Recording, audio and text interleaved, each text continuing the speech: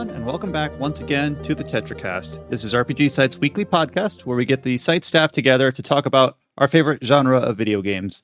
My name is Brian Vitale, and once again, we have a full house here today. Joining me, the always reliable Josh Torres. We have more than two people this time. That's crazy. We've got James Galizio. Hey, folks. Chow Min Woo. How's it going? And Adam Vitale. Hello. Welcome back, everyone. I've missed all of you, except Josh. He hasn't been absent enough for me to miss him. He's just here. But I would miss him if he were to be absent. I'll put it that way.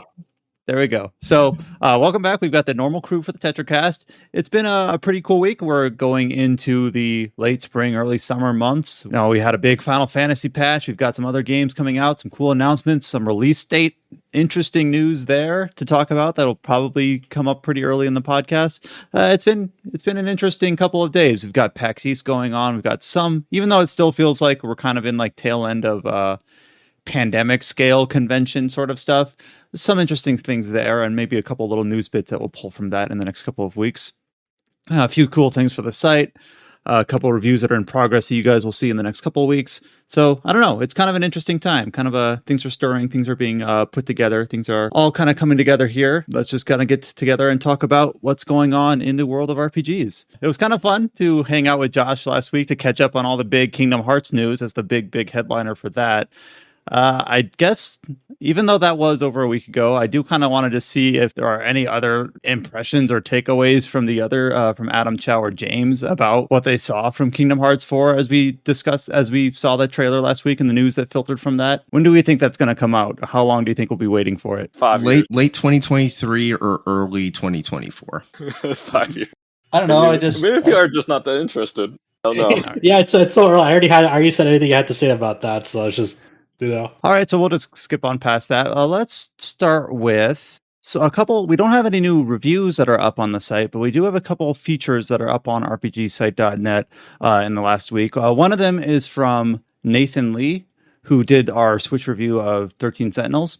He also put up a review during this week. It was the 10th anniversary of Fire Emblem Awakening, which is, obviously a very, one of the most popular entries in the series that revitalized the series. And Nathan Lee, normally on our social channels, we do kind of call out all these anniversaries and especially try to make highlights for the big ones like 10th, 15th, 20th. Nathan went ahead and put together a feature article about what Fire Emblem Awakening means to him, about the approach that Intelligent Systems and Nintendo took with that title. We kind of all know the story about how it kind of revitalized the franchise and brought it back into the mainstream instead of kind of the niche strategy series that it had been prior to that. So if you're interested in reading about that, we do have it up on the site. Currently, as I speak into the microphone right now, it is our top banner article, How Accessibility Tipped the Scales for Fire Emblem Awakening. So go ahead and give that a read. Fire Emblem has been one of my favorite series, and somehow I have not played Awakening.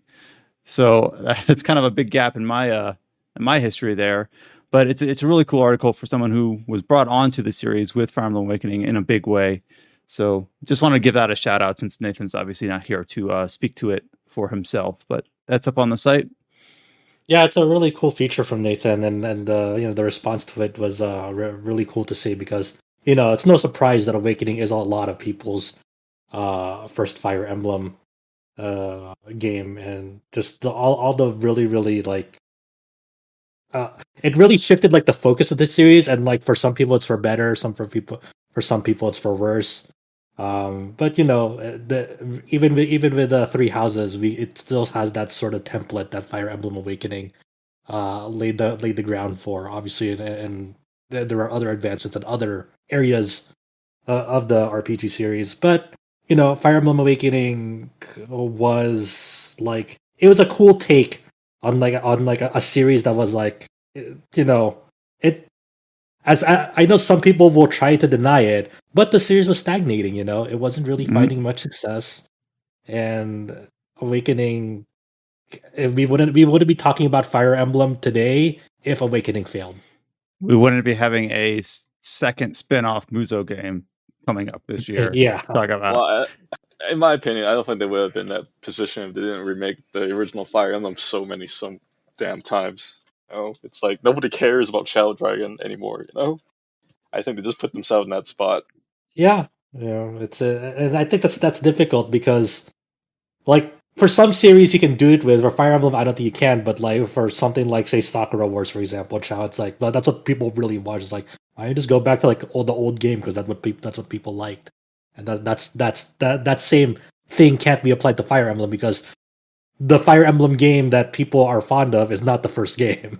Yeah, the first game wasn't that great, to be honest. Yeah, so I do feel like if I were to engage Nathan in conversation, I wouldn't agree with him on every point. He mentions in his article about how his first, I believe, he's implying his first two games were Sacred Stones and Path of Radiance, which did not allow grinding. I guess Sacred Stones did allow some grinding with the tower and the ruins, but I don't know. I actually grind in Sacred Stones. You can cheat Right. your way earlier on, and you can min max all your stats with that tower that you can do later on.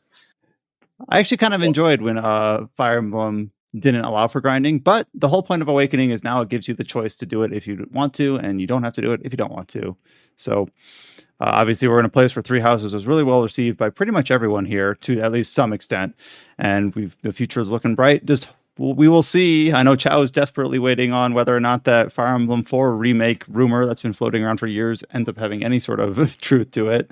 That's my favorite game of all time. So there's nothing that can stop me of changing that. So I am looking forward to it, and I just what if it's true and they fuck it up, Chow? What happens then?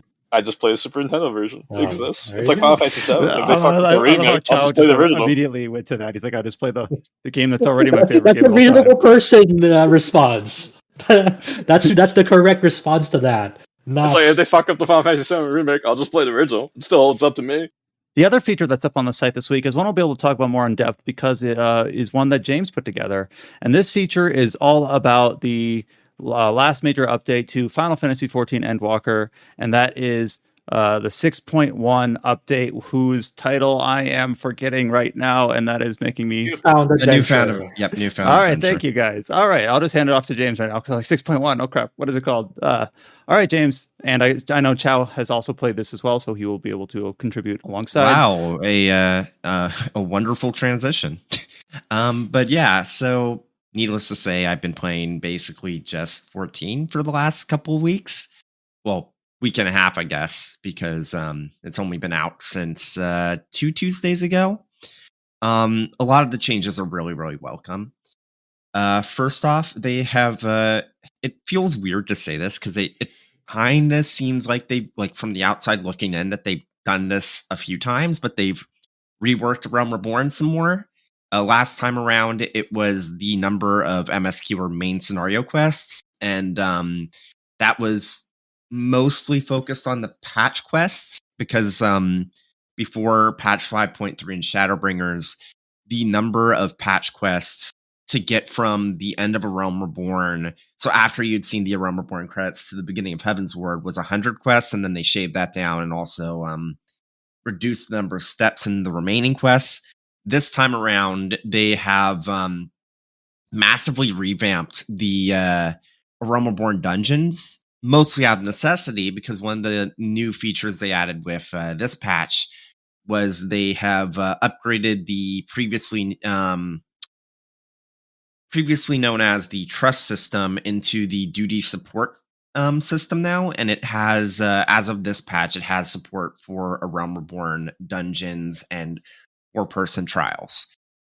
So what that means is because of the way that the trust AI works, is they had to go back and revamp a number of the A Realm Reborn dungeons that were using the original design idea of having dungeons that had all these side paths. And while for the most part dungeons were still a straight line in Realm Reborn, there were definitely a couple where the AI was expecting one thing, because ever since the end of Heaven's Word going forward, dungeons in 14 have been basically completely linear. They went back and completely revamped some of these.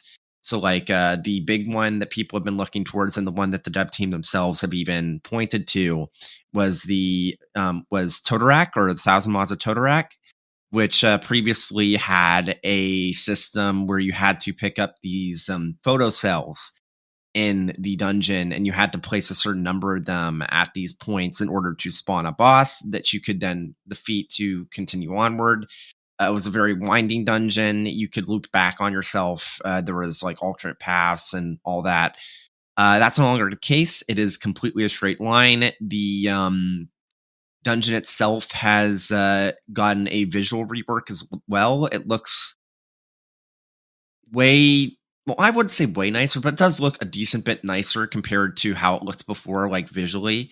And I haven't messed around with too many of the dungeons, but apparently some other ones have seen some reworkings. Similarly, main scenario roulette has been completely changed.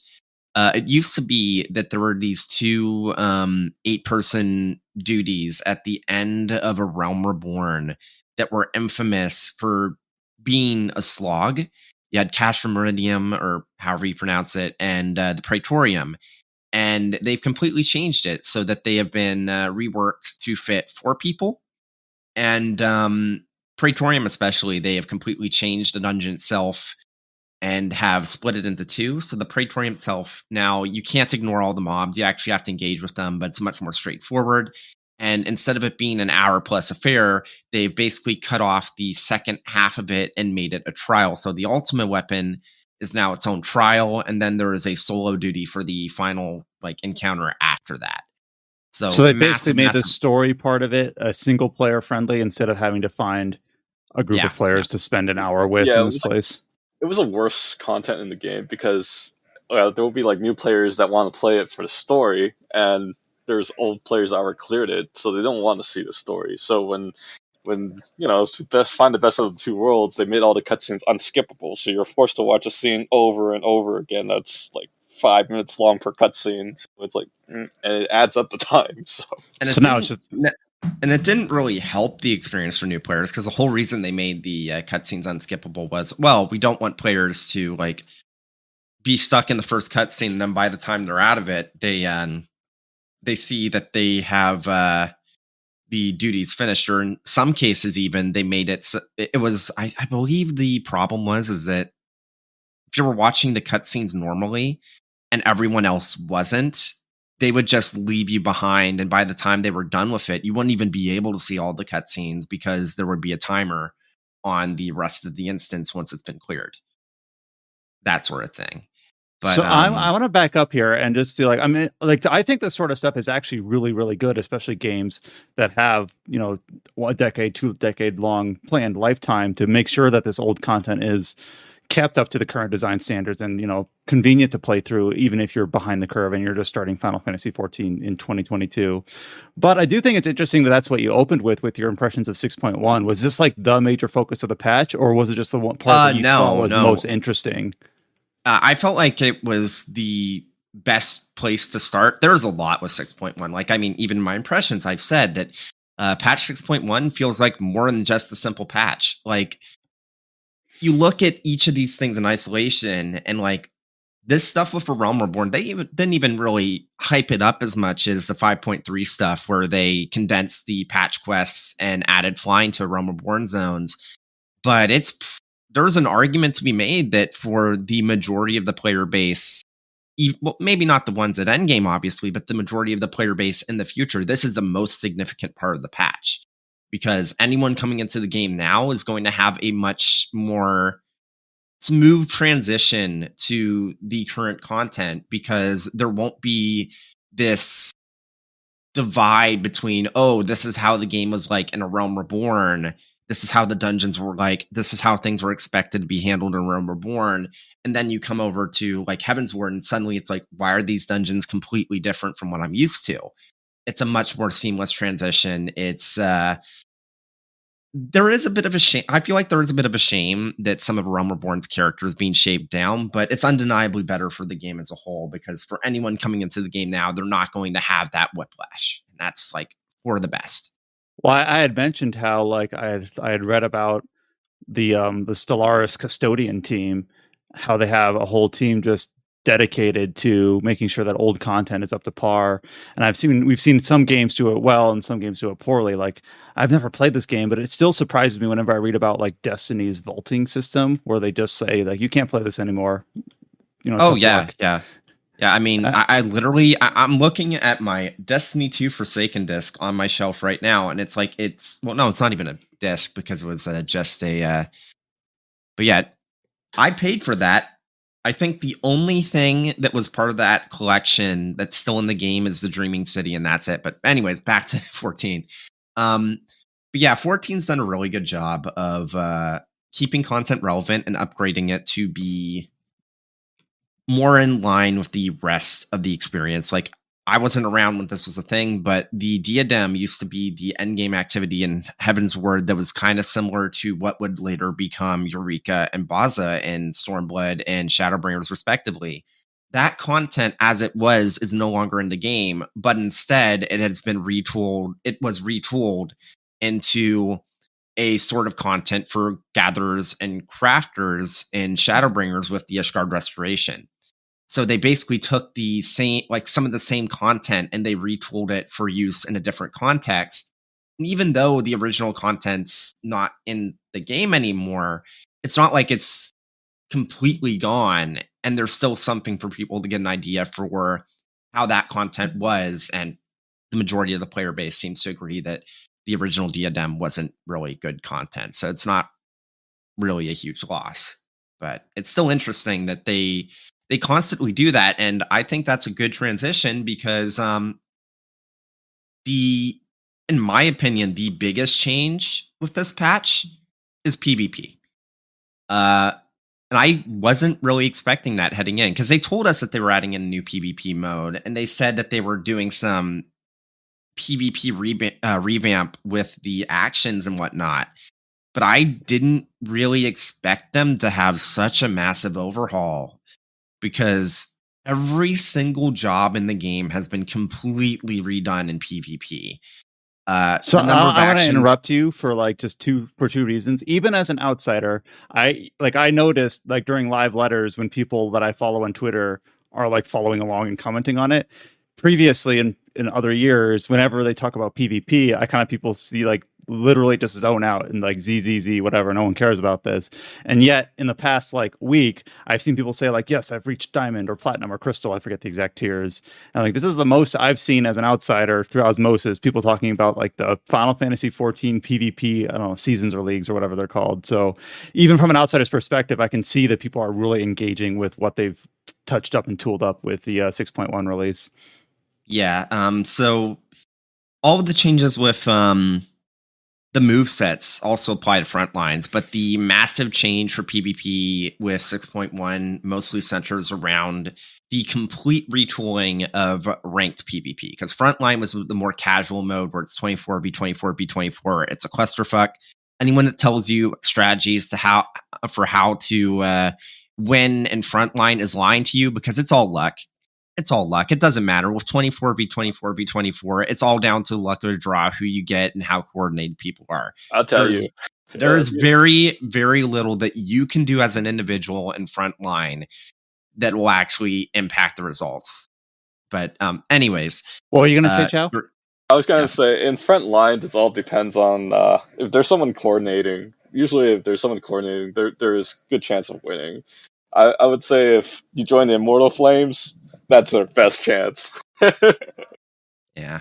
My Frontline match last night was the Immortal Flames, and we got absolutely pulverized. So that's I don't understand what this new PvP mode is. Basically, it's Overwatch. It's payload. It's payload. Basically, it's so Crystalline Conflict is the new PvP mode. It completely replaces the Feast, which was the previous ranked PvP, which was just 4v4, kind of deathmatch elimination. Not many people liked it. Not many people played it. There apparently one of the big problems with it is that the people that were entrenched in PvP just win traded to get the mounts and everything every tier, which is God. I feel like that's. I've read that endless one. It's too easy. And when you tie rewards behind PvP, people will do what they need to get. Well, them. I heard people are cheating in the new PvP mode already. Oh, yes. There's. Tools to look at. Let's talk about the game mode first, then we'll get to that. So Crystalline Conflict is a 5v5 payload type deal. There is a central crystal on each map, and you want to push it to the other, the goal near the other team's base. Each map has a midpoint for both teams, and once you get to the midpoint, the crystal will lock in place until you have kept control of the crystal for a certain amount of time. Then it can proceed forward. Each map has its own gimmick, or most maps have their own gimmick. One of them is pretty standard, where it's just like there's no gimmick, but one has periodically a like wind, like a little hurricane will knock people upwards unless they either, well, everyone will be knocked upwards unless they guard. And if you fall back down, you'll take damage and be stunned for like a second, unless you specifically let yourself get knocked up below a black chocobo feather. That'll let you stick your landing. So there's like a bit of a strategy where it's like, oh, I can guard and that'll make sure that I won't be stunned. But then my guard will be up. And if somebody grabs a black chocobo feather, that's a great opportunity for them to use like a limit break or something to try and take advantage of that, because they know that, oh, I can't block, I can't guard, I'm a sitting duck. And there's like strategy like that. And then there's another map where periodically there will be these bombs that'll spawn, and it's kind of like Bomberman, where it's like they'll shoot out in the cardinal directions, and you need to stay out of those AoEs because they'll do massive damage. But you can How also many maps guard are there? them. I believe there's 3. Is there 3, Chow, or is there 4? I think there's 3. I say there's 3. That's Yeah, what there's what 3. I've seen. There's one that looks like kind of like a sports field. Then there's one kind of like windmill, and the other place looks like a kind of like a volcanic location. That's all I've seen so far, unless there's an extra one. Yeah, but the map variety is good enough. Well, I wasn't saying there should be more. I actually think like a good PvP mode. I mean, you see this in like League of Legends and things like that. If the core systems are good, you don't need 18 maps with different gimmicks. You just need a handful. I think I think the 3 maps is plenty enough variety. And but yeah, like PvP is completely different. Like the class identity is shocking, because like one of the complaints that some people have had with 14 over the last couple of years is that it feels like class identity has been shaved down a little bit in the name of balance. That is not the case in PvP. Every single class feels incredibly different. Every single class has a unique limit break that has unique characteristics. For example, Warrior has this limit break that you'll send out a shout and then it will immediately buff you, but anyone that's caught in the shout's radius can't guard for like 15 seconds or something like that, which means that there's some really like cool plays you can do with that, where it's like you shout, now they can't guard. That gives you an opportunity to slam down with the stun, and if your team capitalizes on it, you can do like a team wipe if somebody else like say a Dragoon or something, or anyone else that has an AoE limit break that deals a lot of damage can tie into that. And it's like, it's a very fast-paced mode. Yoshi P said that they planned to try and make it so that most matches are done in 5 minutes, and that's what the time limit is. It can go into overtime, but most of the time matches are done within 5 minutes or less, and it's nice, quick. It's nice and fast-paced. It's a lot of fun, and really, that's the most important thing. Like PvP before, folks, it felt like they tolerated it for the rewards, but despite the issues with Crystal Conflict, and there is like issues, people are having fun with this, and people keep wanting to play it. I keep wanting to play it. There's times where it's like, oh, just one more match. You get that going on, and it's like, it's a lot of fun. And what rank are you? Silver. But at least I'm not bronze. All right. Yeah. No, I wouldn't be any better than you. Chow, where you at? I'm bronze. Rip. I had a bad losing streak, and I dropped all the way down. Rip. Though the way that rankings work in Crystalline Conflict is once you reach a rank, you can't drop from like say gold to silver. So once you reach gold, you're always gold for a tier. So that's pretty good.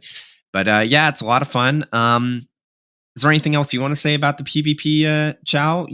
I guess you want to talk about the PvP plugins that people have been using? Well, there's other cheats too. There's another exploit too. Apparently, with the White Mage, you can do infinity heals, because they're heal 2. If you cancel the animation during the second cure, you get your full cure stack back. Oh yeah, so people are abusing that too. That's obviously a bug, and I don't think people are going to get action for that. But there's definitely been some matches where I've been kind of sus about some of the people on the other team. It's like, that reaction time does not seem possible considering how much delay this game's netcode has, where it's like, I'm not sure about that, Chief. But yeah, there's these PvP plugins that will automatically because one of the problems with 14 is that all of the data coming both into the client and out to the servers are unencrypted. Now that can work. That can be good for some instances. People use these plugins like NoClippy that makes it so that players that maybe don't have as good ping to the server will be able to execute some jobs that are more ping dependent, like machinist or gunbreaker, that sort of thing. That's great. I think those add-ons and plugins are good because it's helping deal with an inherent flaw of the game itself and its netcode.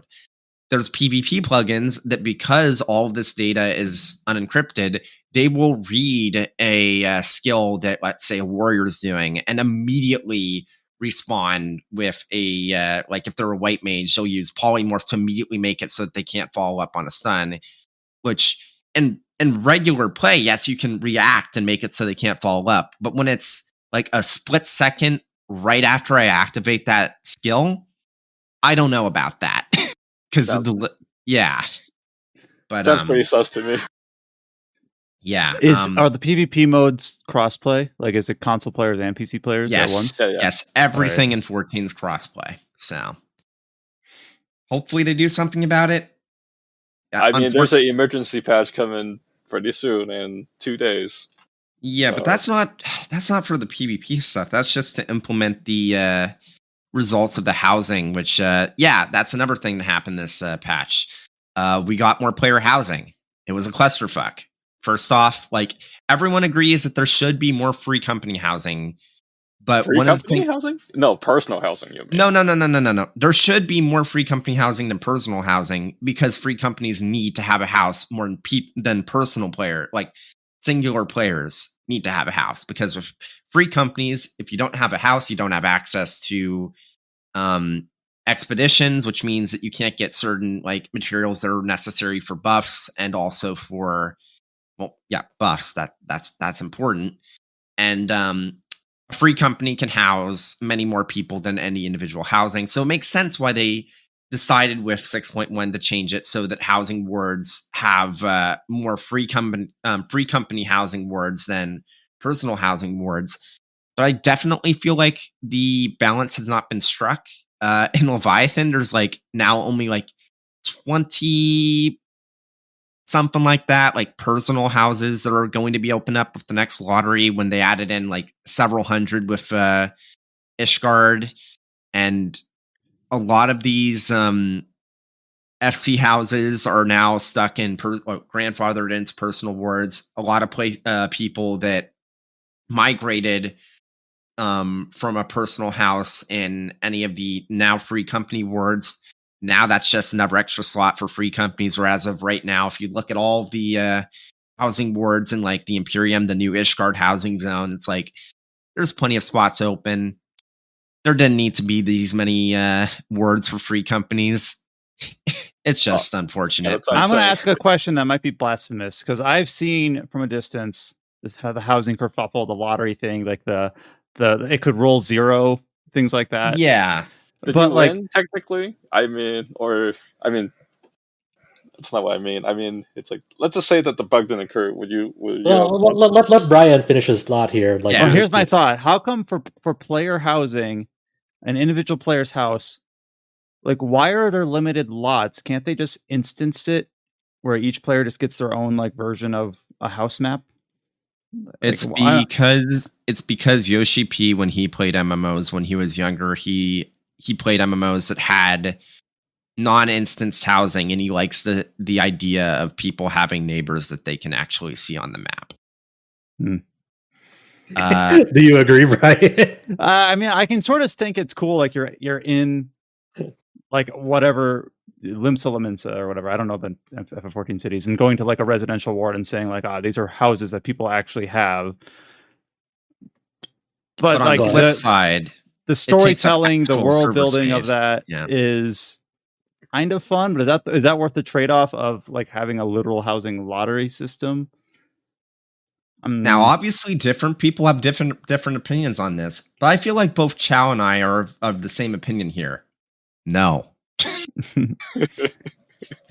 But yeah, so they add new housing. It's a bit of a clusterfuck. As we've already alluded to, there was a bug where some houses would roll 0. Fortunately, according to the dev team, they had actual results on their end. So it wasn't just oh no, we forgot to exclude 0 from the rolls. So there's going to be emergency maintenance in a few days. They have actual results for everyone that applied to lotteries. So that should be fixed. Hopefully, sooner rather than later, they rebalance the number of FC versus personal awards, because there's very clearly an imbalance right now. I would like to get a house. I was going for a medium. I didn't win it. I will settle for a small for now. Just please rebalance it, please. But anyways, housing, not much else to say there. They added more of it. People are happy. People are upset because housing is probably the one system that really, really needs a rework in 14 right now. Just like in real life. Yeah, it's like, whew. But yeah, so there's all that. There was new story. There's a new MSQ. There's a new dungeon. It's setting up. It's beginning to set up the next story arc for 14, because obviously with 6.0, they closed out the story arc that the entire game had been building to for the last decade. So this is an entirely new story. Obviously, I'm not going to talk about it here. If you're caught up on 14, you already know that there's like lots of hints. It's interesting stuff going on. I feel like it's off to a good start. I'm not sure. Chow, do you feel the same way? Do you feel that that's a promising start to a new story arc? I do. I think the biggest thing is I think everyone got debated with this new story, because when you read that title, A Newborn Adventure, it's not quite quite what it implies. I think what the story arc was set up is like how they would able to expand their saga for under 10 years. So I'd be interested to see where it goes. Yeah. But yeah, that's interesting. Not much else to say there, because again, it's story. Go play it.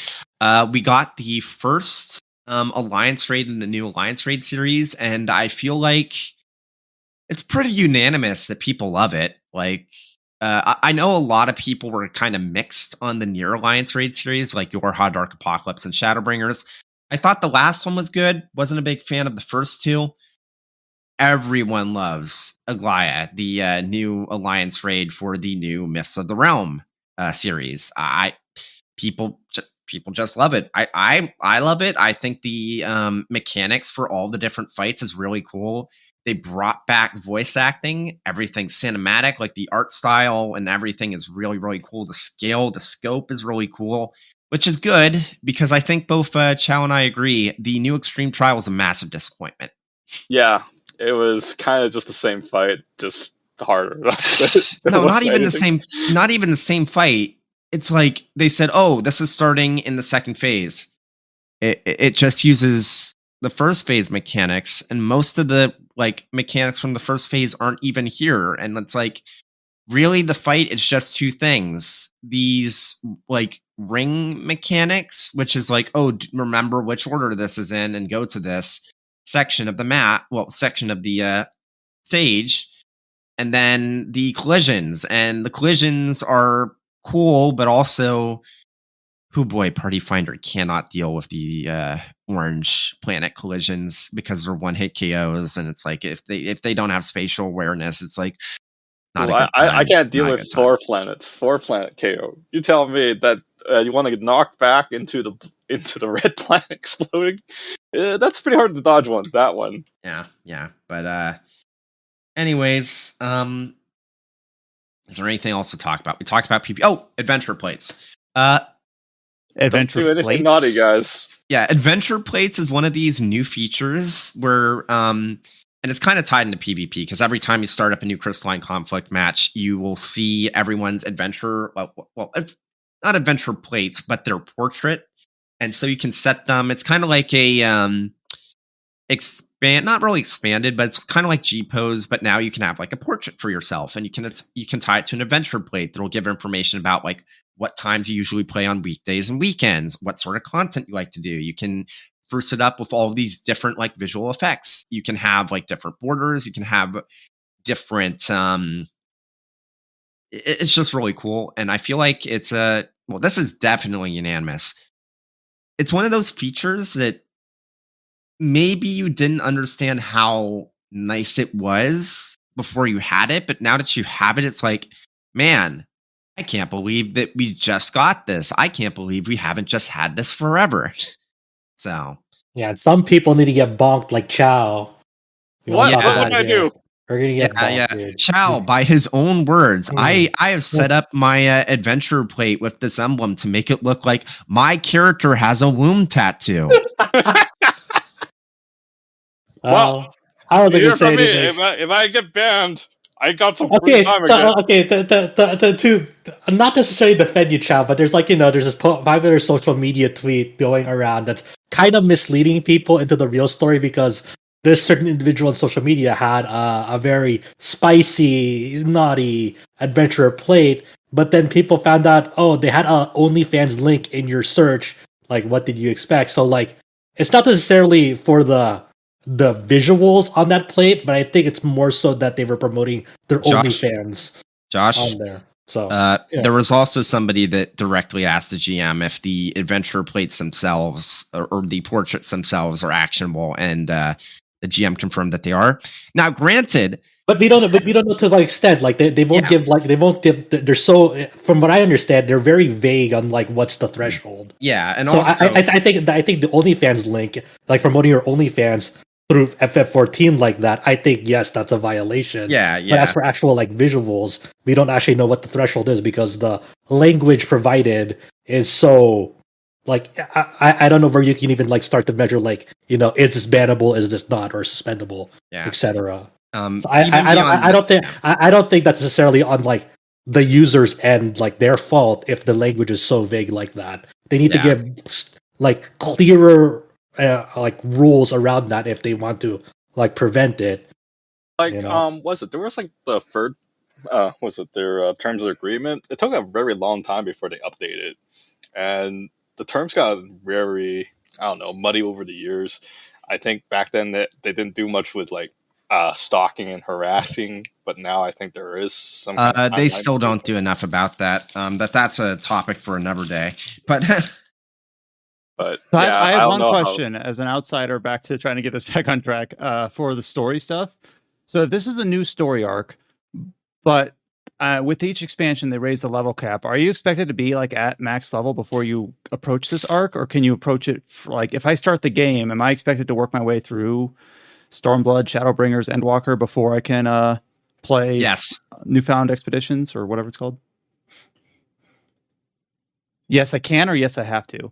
You have to, because you'll reach max level before the story's over, and there'll be a bunch of like posts, like game content, and you'll be still max level by then. So obviously you'll be max level.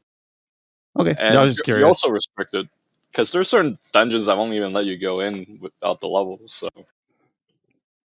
Because I know that Final Fantasy XIV has some sort of like level scaling. I don't know what the official in-game term is, where you can only use abilities that you have that you would have had before, like being a certain place if you're synced. And I was wondering if it was going to use that sort of thing, where it's like, here's a new low-level experience that you can play through if you haven't played Endwalker, but you level sync if you have, or something like that. I was just curious about like how it was like mechanically implemented. So the fact that it's just continuing the linear story, even if it's a new arc, pretty straightforward, easy to understand.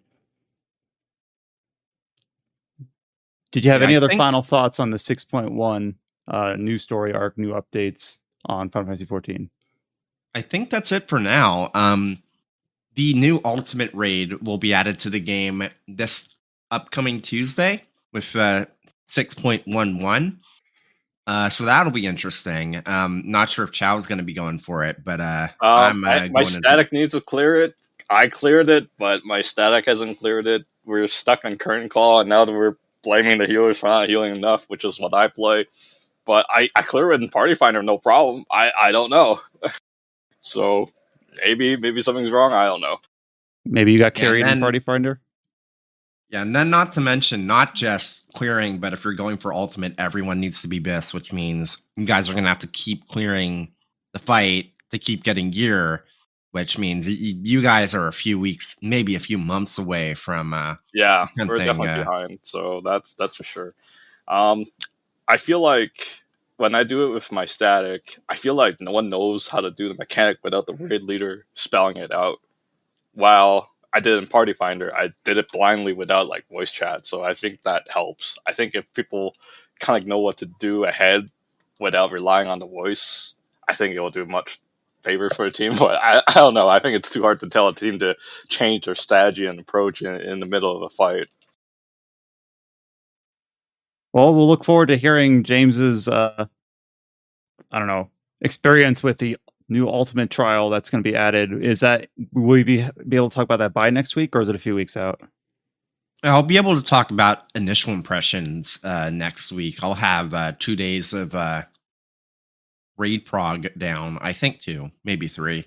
But yeah, I've got a static for it. All of us are BIS geared up, ready for it. We're all competent, thankfully. So I believe should be you. a good time. How long do you think it will take for the world's top raiders to clear this new Ultimate? 2 weeks, maybe a little less. Well, thanks for sharing your impressions. And again, James did write up his experience with 6.1 up on the site. So go ahead and check that out. It's currently not a cover article. By the time this gets published, I will make sure it is a cover article. So it'll be there right at the top for you to click on if you're interested in reading it. And we'll just kind of go on to other games that people have been playing this week. And I will hand it off to Adam, since he was another person that wasn't able to be here last week. You were in the middle of just some life stuff. But I do know that in that time, you had kind of picked something random to start playing that I'm interested in hearing you talk about. So I'll just hand it off to you and just let you take it away. Yeah, so 2 weeks ago, I had mentioned I was playing a bunch of like smaller titles, things like the original Star Ocean and a bunch of East games. And one reason for that is because I'm in the middle of a big move for my job. And so that's also why I wasn't on the podcast last week. And so I'm now settled into my new city. I'm here in Boise, Idaho. But I don't have a lot of I don't have my gaming PC set up. I don't have my console set up right now. So I'm playing some games that I can emulate on my laptop. And right now I'm playing Emerald Dragon. I should mention I do own a cart of this. So I do own a copy of the game. Now, have any of you heard of Emerald Dragon? I know one of you has. I have heard of it. I own it. Well, the PC Engine version, but I do not own like the original like PC 88 or PC 98 version. Those are Emerald Dragon to me sounds to like a game that's made up for like a sitcom. Like, oh, it's a new game, Emerald Dragon. Just like two like words that fit together. That could just be a generic game title. Yeah, so Emerald Dragon is a game that I believe originally released in 1989 for like the PC 88 and 98. So it's a 3-year-old game or whatever. So very old. Now, I actually played the Super Famicom remake of it. That's the one I think is probably the most popular because it's the one that has an English fan translation. This game was never released in English officially on any platform.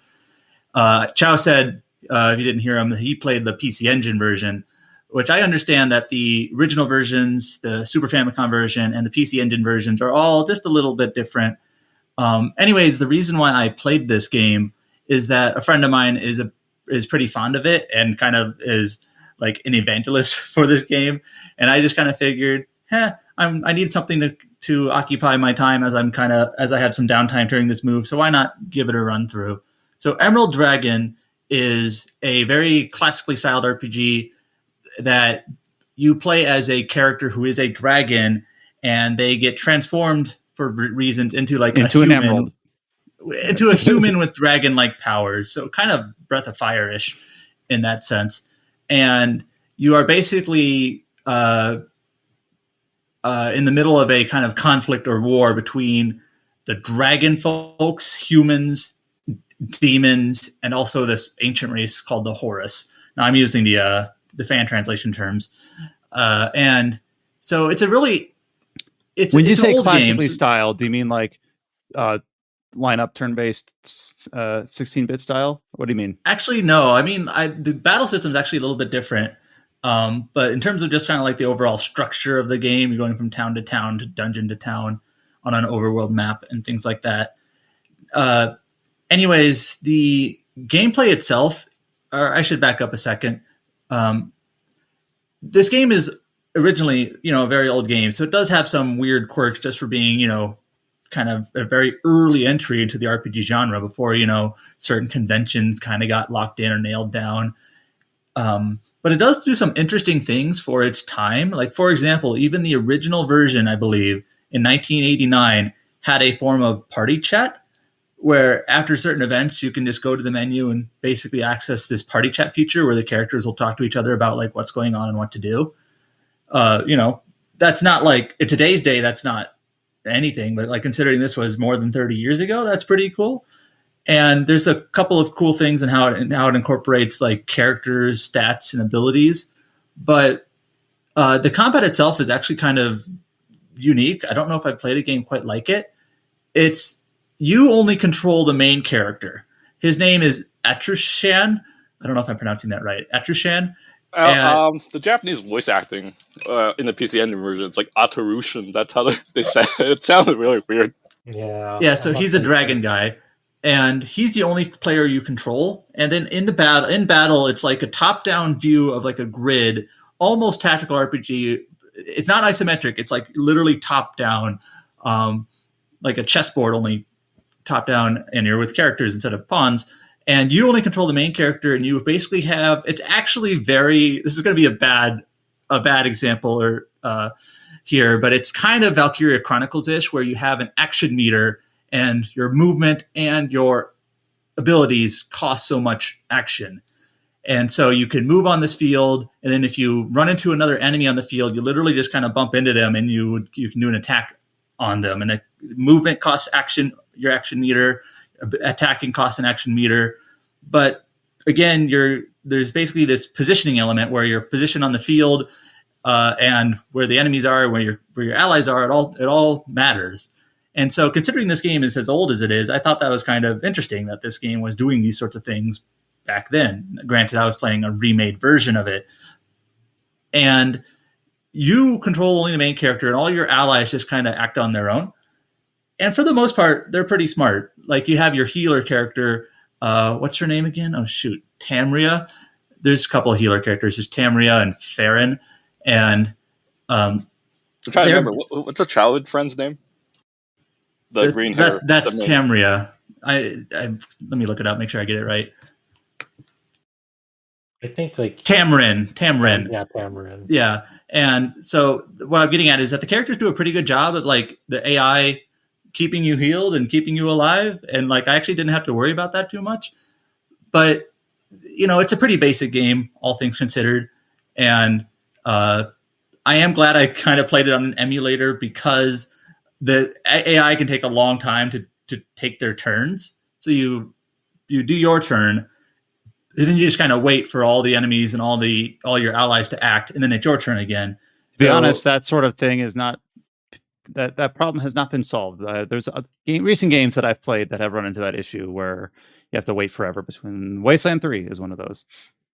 Yeah, so it's kind of nice. It was kind of nice on an emulator. Admittedly, I could like do my turn and then like press fast forward as all the allies do their things and all the enemies do their things. There are some weird elements to this game. Like maybe just from back then, people were still learning how to make a game like this. Like, for example, the items that you get in chests, for some reason, even like at the very end of the game, you can find items in chests that are just like completely useless. Like you're in the final dungeon, you have like millions of gold, and you open a chest and it has like 100 gold. It's like, why? Like, why did you decide to fill this chest with 100 gold? It's basically useless. There's also some other weird points to it. Your character Atrushan and your childhood friend character Tamran, they're like the main two characters. They level up normally, but then like the other three characters, they don't. You have 5 characters in battle, and they kind of like Final Fantasy II's 4th party member. Those other 3 characters, they shift around a lot in battle in terms of like during different points of the story, which characters are on your team. They're constantly changing around. There's Farron, There's like the prince character. There's like an old mage character. There's an archer character. There's another archer character. There's like a monk. And so they all like shift around a lot. And it's kind of annoying because your battle composition changes a lot. And also their levels are kind of just set wherever, depending on where you are in the story. But doing certain like side quests that they're not really marked at all. It's an old game and you just have to talk to NPCs and go places and hope you run into one. Sometimes certain side quests would like raise a character's level kind of arbitrarily. So I was following a guide to make sure I didn't like miss any of these. Like, for example, I had a character who at the end of the game was level 53, which was a low level at that point. And all the rest of my characters were around like 80, 90. And he was like dying in battle all the time because he was such a low level. But you just go to some random town that you don't really need to go to and talk to some random character. And he's like, oh, drink this potion. And then your character like powers up because it's like a power potion. So weird stuff like that. He like raises himself from like level 53 to level 83 or whatever. So there's a couple of weird quirks like that. The story itself is actually kind of endearing for its age. It reminds me a lot of Final Fantasy IV in that, because Final Fantasy IV also kind of has shifting around characters. Only in this game, when a character dies, they tend to stay dead. And it's actually kind of like moving in ways how it treats like character death in terms of Final Fantasy IV, it's all just like fake outs, right? For the most part. Spoilers. Yeah, for Final Fantasy IV. In this game, there's a couple of character deaths, and it actually like plays roles in the story in terms of like character motivations and things like that. And I don't know, I kind of felt like it was actually pretty well done. The conflict itself is pretty standard. Like there's an evil demon king. He wants to rule the world. There's a twist at the end, but it still basically comes down to we got to save the world from being conquered from some antagonist. But for the most part, it's pretty enjoyable if you kind of put yourself in that mindset that this game was made 30 years ago. So yeah, it was a good experience. You kind of have to accept some of the oddities that it has. But it was a good experience and I enjoyed playing it. And I kind of see why like my friend was, I was actually going to ask about that. So I was going to say basically, so you've finished or are you just near the end? I finished. Yeah. I was just going to say, like, now that you've played it and with the impressions that you've just given, do you understand why this person was so, as you put it, evangelical about this game? Was it the story? Was it the gameplay? Was it just like a unique vibe to it? It's the sort of thing where so I played the Super Famicom version. Now, if you compare it to other like Super Nintendo or Super Famicom games, it doesn't really hold up because it's older. Like it's like 7 years older than those mostly. And so like if you're comparing it to, Chrono Trigger or Final Fantasy VI or what have you, it's probably not as good. I mean, it isn't. But if you kind of go into it with the mindset that like this is one of the earliest RPGs, made before 1990 and kind of have that sort of academic viewpoint, like viewing it in terms of how they were kind of creating this game back then it's sort of interesting in that sense. And it's more like kind of its RPG structure and design from a historical standpoint. So you kind of have to have like the right mindset going into it, I think, which my friend certainly has that. Have your friend played the PC Engine version? I believe they played the original and Super Nintendo or Super Famicom. Oh, these guys are missing out. Tell them to try the PC Engine version one day. What is it about the PC Engine version that... The PC Engine version has the best graphics out of all the versions. You also got voice acting, and you also got kind of like budget anime cutscenes. How the PC Engine has like those still image drawn. But like I'm saying, this is the definitive version if there is one. And sadly, there is no English patch. But hopefully someday. I mean, the PC Engine scene is still growing. So that's the hard thing, right? Like once a version of an old game gets a fan translation, it's very rare for the same game's other version to get a fan translation also. Well, guess what? I mean, you know what I'm playing, right? I'm playing Ogre Battle on the Sega Saturn. You think that in a game that already has an English translation already, you would never think that there's a retranslation of a game, right? I mean... All right, well, good luck, I guess, on getting that other version. a fan Wow. translation. We can- It's not. It's not. To me, it's not the hardest game to like just play native language. Also, even if you don't understand Yeah. Japanese. I mean, you could memorize the whole Super Nintendo version and use that to like PC Engine version. I mean, you could do that. You heard it But here, guys. Just play the PC Engine version, regardless of whether you speak Japanese. There you go. Yeah. Yeah. You can The last thing appreciate I'll art. say, and this is probably a combination of both its age and just like translation limitations, but it does sort of have that like Secret of Mana kind of bluntness to its dialogue, where it's just kind of like everyone speaks very plainly and kind of you have to get to the next, like what's the next plot point, next plot beat, things like that. And it's probably just, you know, partially how games were written back then, but also, you know, they only had so many lines and to work with like importing an English translation to the game that they kind of had to be very terse. So it's kind of got that. You've seen that before if you played like the original version of Secret of Mana or Chrono Trigger or whatnot. But otherwise, you know, that's what it is. I was also going to say, have you heard about the sequel? There was like a Kickstarter for an audio drama sequel, something like that. Is that what you mean? Yeah, the original creator tried to get funding to make a sequel, and yeah, I think he did get the funding to make it. The only problem is he couldn't secure the rights, so he had to like use all the original characters and like for the sequel or something like that. I mean, they got some big names in the sequel voicing that audio drama. I mean, they got what is his name? Tomosaku Sugita. Oh, Sugita. And this is all pretty recent stuff. Here, this is from Wikipedia. The creator is Akihiro Kimura. Successfully crowdfunded a sequel audio series titled Elemental Dragon in 2015. It's based on ideas that were proposed for a sequel to Emerald Dragon back to the 1990s, but never got off the ground due to apparent copyright issues. Though Kimura has made several doujin novels continuing the story over the years, the series is designed to get around copyright issues by focusing on new characters and slightly changing names, such as the title, and hopefully allow Kimura to generate interest for a true sequel to Emerald Dragon to retain the copyright. So I guess the audio drama did come out, but they're still, as of 7 years ago, was still hoping to get copyright availability to make a sequel, I guess. But, you know. Sounds like the Fire Emblem creator. What was that? Kaga? His game? What was it? What is that game that he created? Vestaria Saga? Or something. Yeah, he's, you know, Vestaria Saga, the second game is coming out this year in English sometime. Praise to these guys.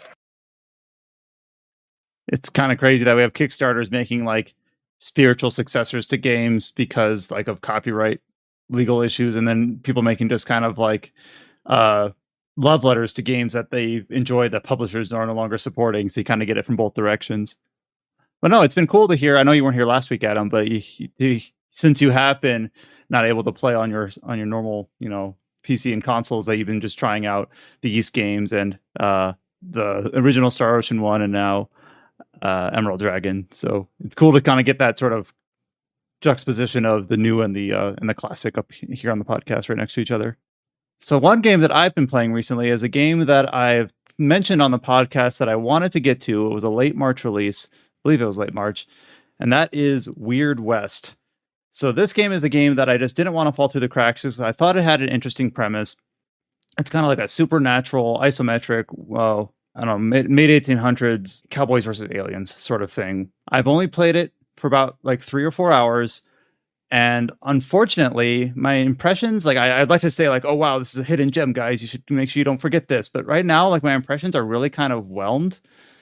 So you start out and you... Before you keep going, one thing I wanted to mention for those not familiar is that the creative director for this game is Raf Colantonio, who was one of the basically the leads on the reboot of Prey.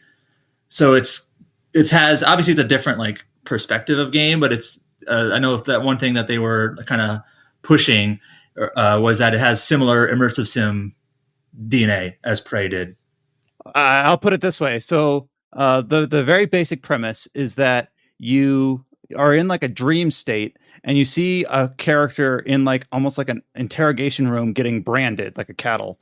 And then you see this character like wake up in her house. Her name is Jane Bell, in their like farmstead, and their family is being kind of ransacked by this gang called the Stillwaters.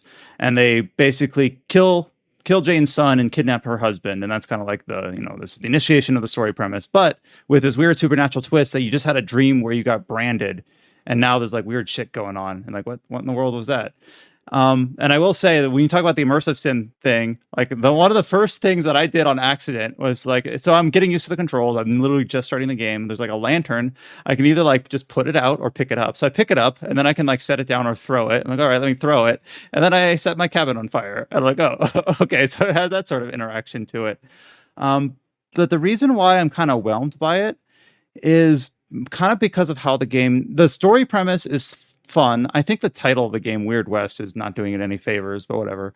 I think it's got interesting dialogue. It's got interesting voice talent. I think the art direction, it's kind of got that cell shaded comic booky sort of vibe to it.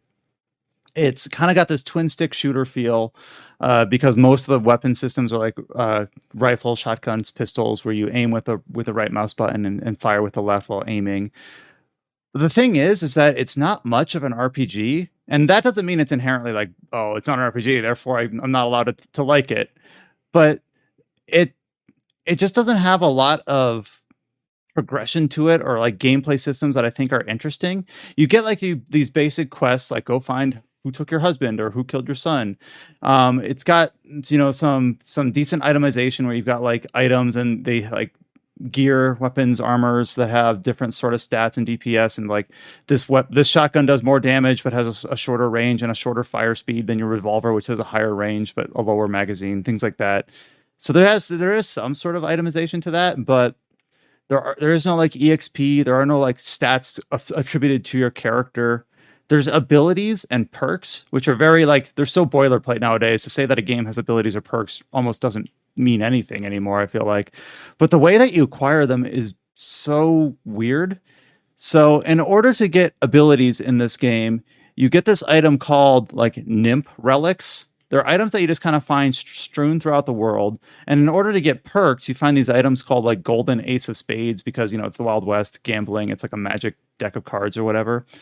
So in order to get these like attributes that increase your character's capabilities and strengths, it's all based on whether or not you find these items in this world. And if you find a golden ace of spades or a nymph relic, it's like, oh, I've got one of these. I can trade one to get this perk or one to get this ability. Or if I save up 2 or 3, I can get a stronger perk or ability. But as far as I can tell, you can't buy these. Maybe you can later because I'm not that far, but you just find them strewn throughout. Maybe they're awarded through like quests or whatever, but it just seems weird to me that everything based on character progression in this game is just based on these 2 key items. It just seems like there's not a lot of interest. There's not a lot. It's almost so straightforward that it's no longer interesting. Which is like how strong your character is depends on how many golden ace of spades you find. That's pretty much it. You literally just find these, or do you get them for like completing like quests of any sort, or what? I'm guessing like you'll do some quests that allow you to access areas where you can find them. But as far as I can tell, as of right now, completing quests only gets you like, I mean, I say only, I don't want to like sell it short. You do get like money and you do get items like weapons and armor, but there's no EXP. There's no, like, for instance, if there is a, if I'm in like a bandit's hideout and there's 6 enemies, the only incentive I have to really defeat all of them is if I want to loot their goods to try to sell them later, or if I want to just make it easier for myself so I don't have to sneak around. So you might just say, well, of course, just defeat them, take their items and sell them because then you can buy better gear. But then I keep running into this issue where I'm like, I'm constantly out of inventory space. So oftentimes I'm downing a bunch of enemies and I can't even like pick up what they're dropping because I'm starting out where I can only hold like 50 items total. That includes like junk, that includes healing item, that includes gear. There's supposedly, I haven't unlocked this yet, where you can like buy a horse that'll give you like saddlebags that can increase your inventory space.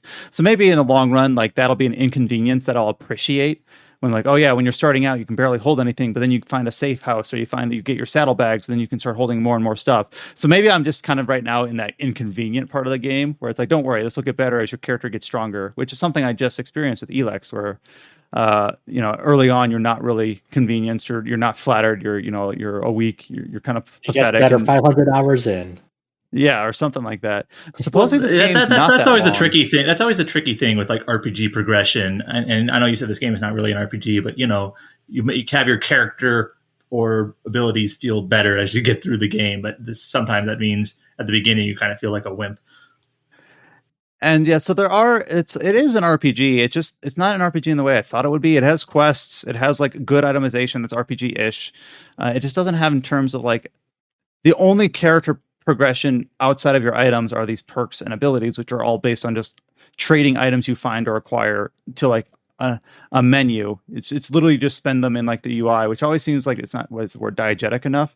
Like, oh, I have 4 golden ace of spades. Let me go into my perk menu and unlock this ability or whatever. And it's like, where did I get this from? How did I learn this? You just did. You unlocked it out of the menu. Good job. I feel like the when I've watched like footage of this game, I haven't played it myself, but like when I've watched like some people play it, like I think the gameplay flow of this game is very weird also because it has like these like story segments that then like their battle encounters feel very isolated from like the actual world itself. It feels like it's very like divvied up like into set like strict segments. Yeah, so like you have like a few towns that you enter where you do your shop, your item management, your quest, you turn in your quest, pick up new quests. But then it says you gotta follow the tracks of your husband to the still waters encampment. Then you go there and it's just kind of like an arena. And Yeah. it's not, it doesn't have that feeling of I'm in a city and a fight broke out. It feels like there's the city area and then there's the fight area. Now, depending on how you play the game, like there's nothing stopping me from pulling out my sticks of dynamite and just chucking them around in the city, but I just don't play games that way typically. So I think you could do that. But yeah, the organization is a bit stilted in terms of you're on the world map. There's these icons on the world map, and I'm 100% okay with that.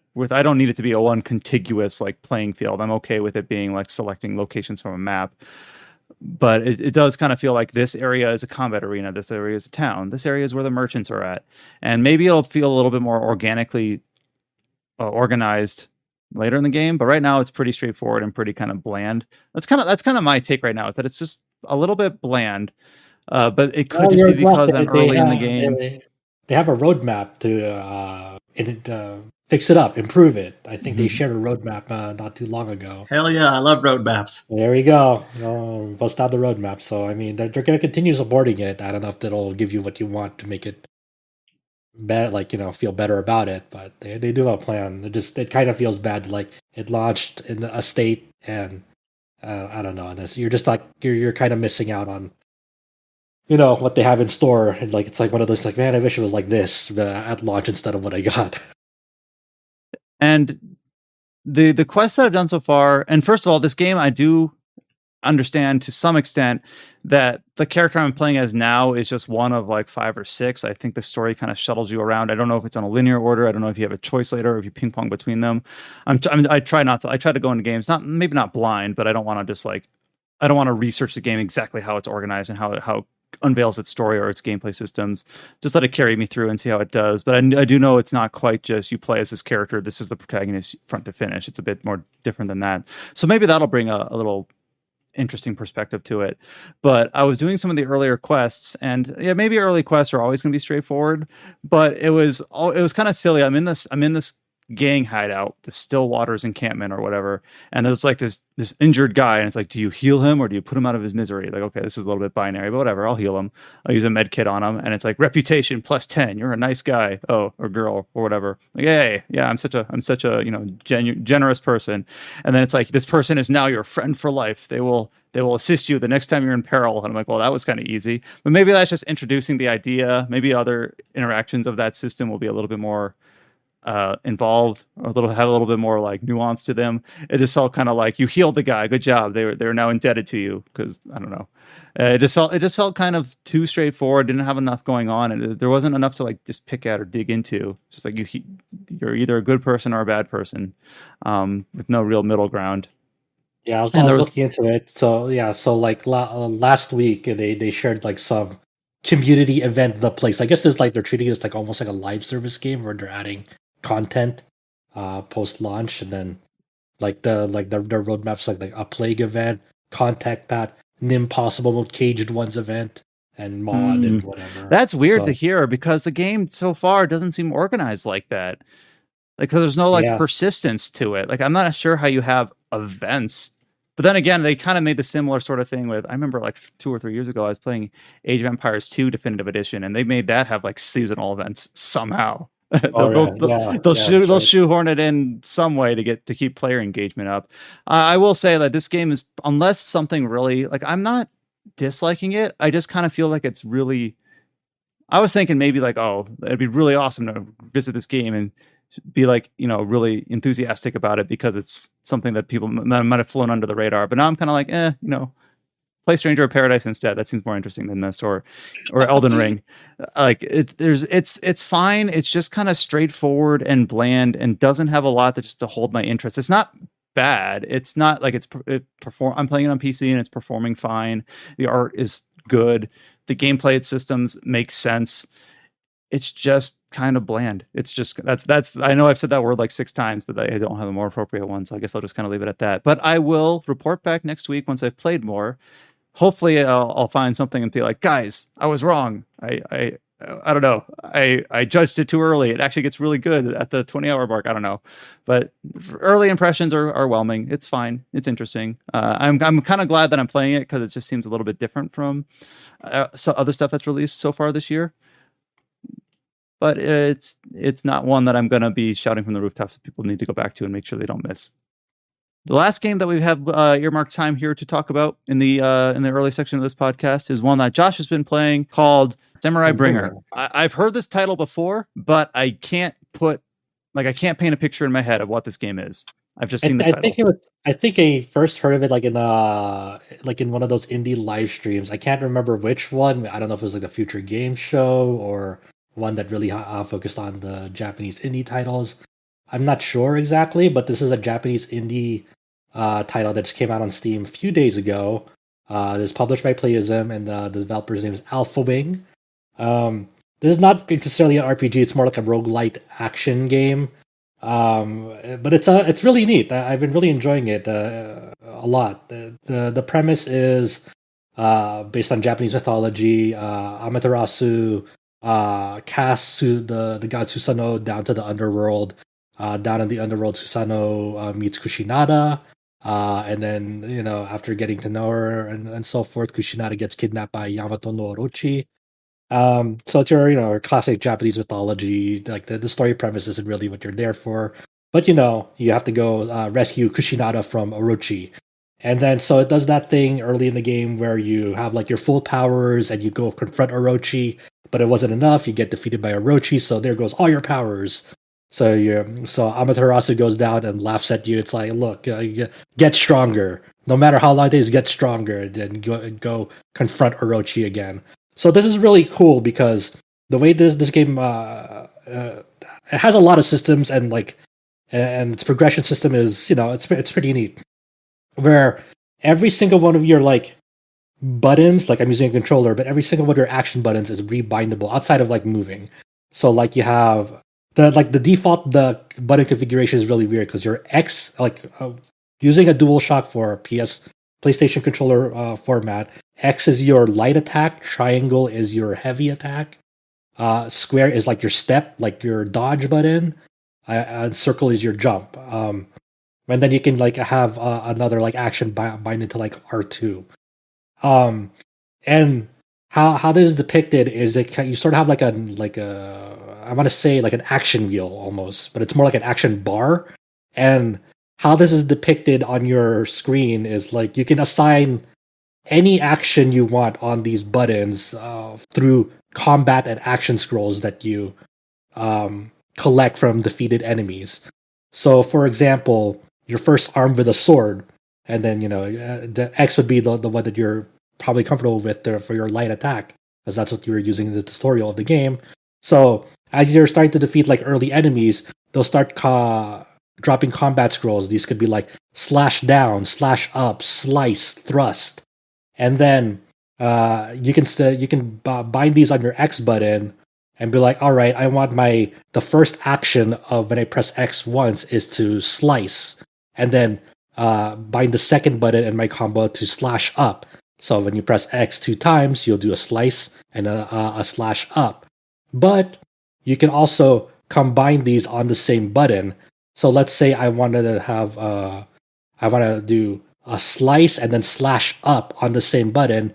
Like you can combine them on the same action, not two separate actions on that X button. So you do like a combination maneuver where the motion you're doing is you're slicing up diagonally, but it's slashing up at the same time as you're slicing. So that's already kind of okay. That's kind of weird, but sure. So I don't know, that now, premise seems interesting to me. Yeah.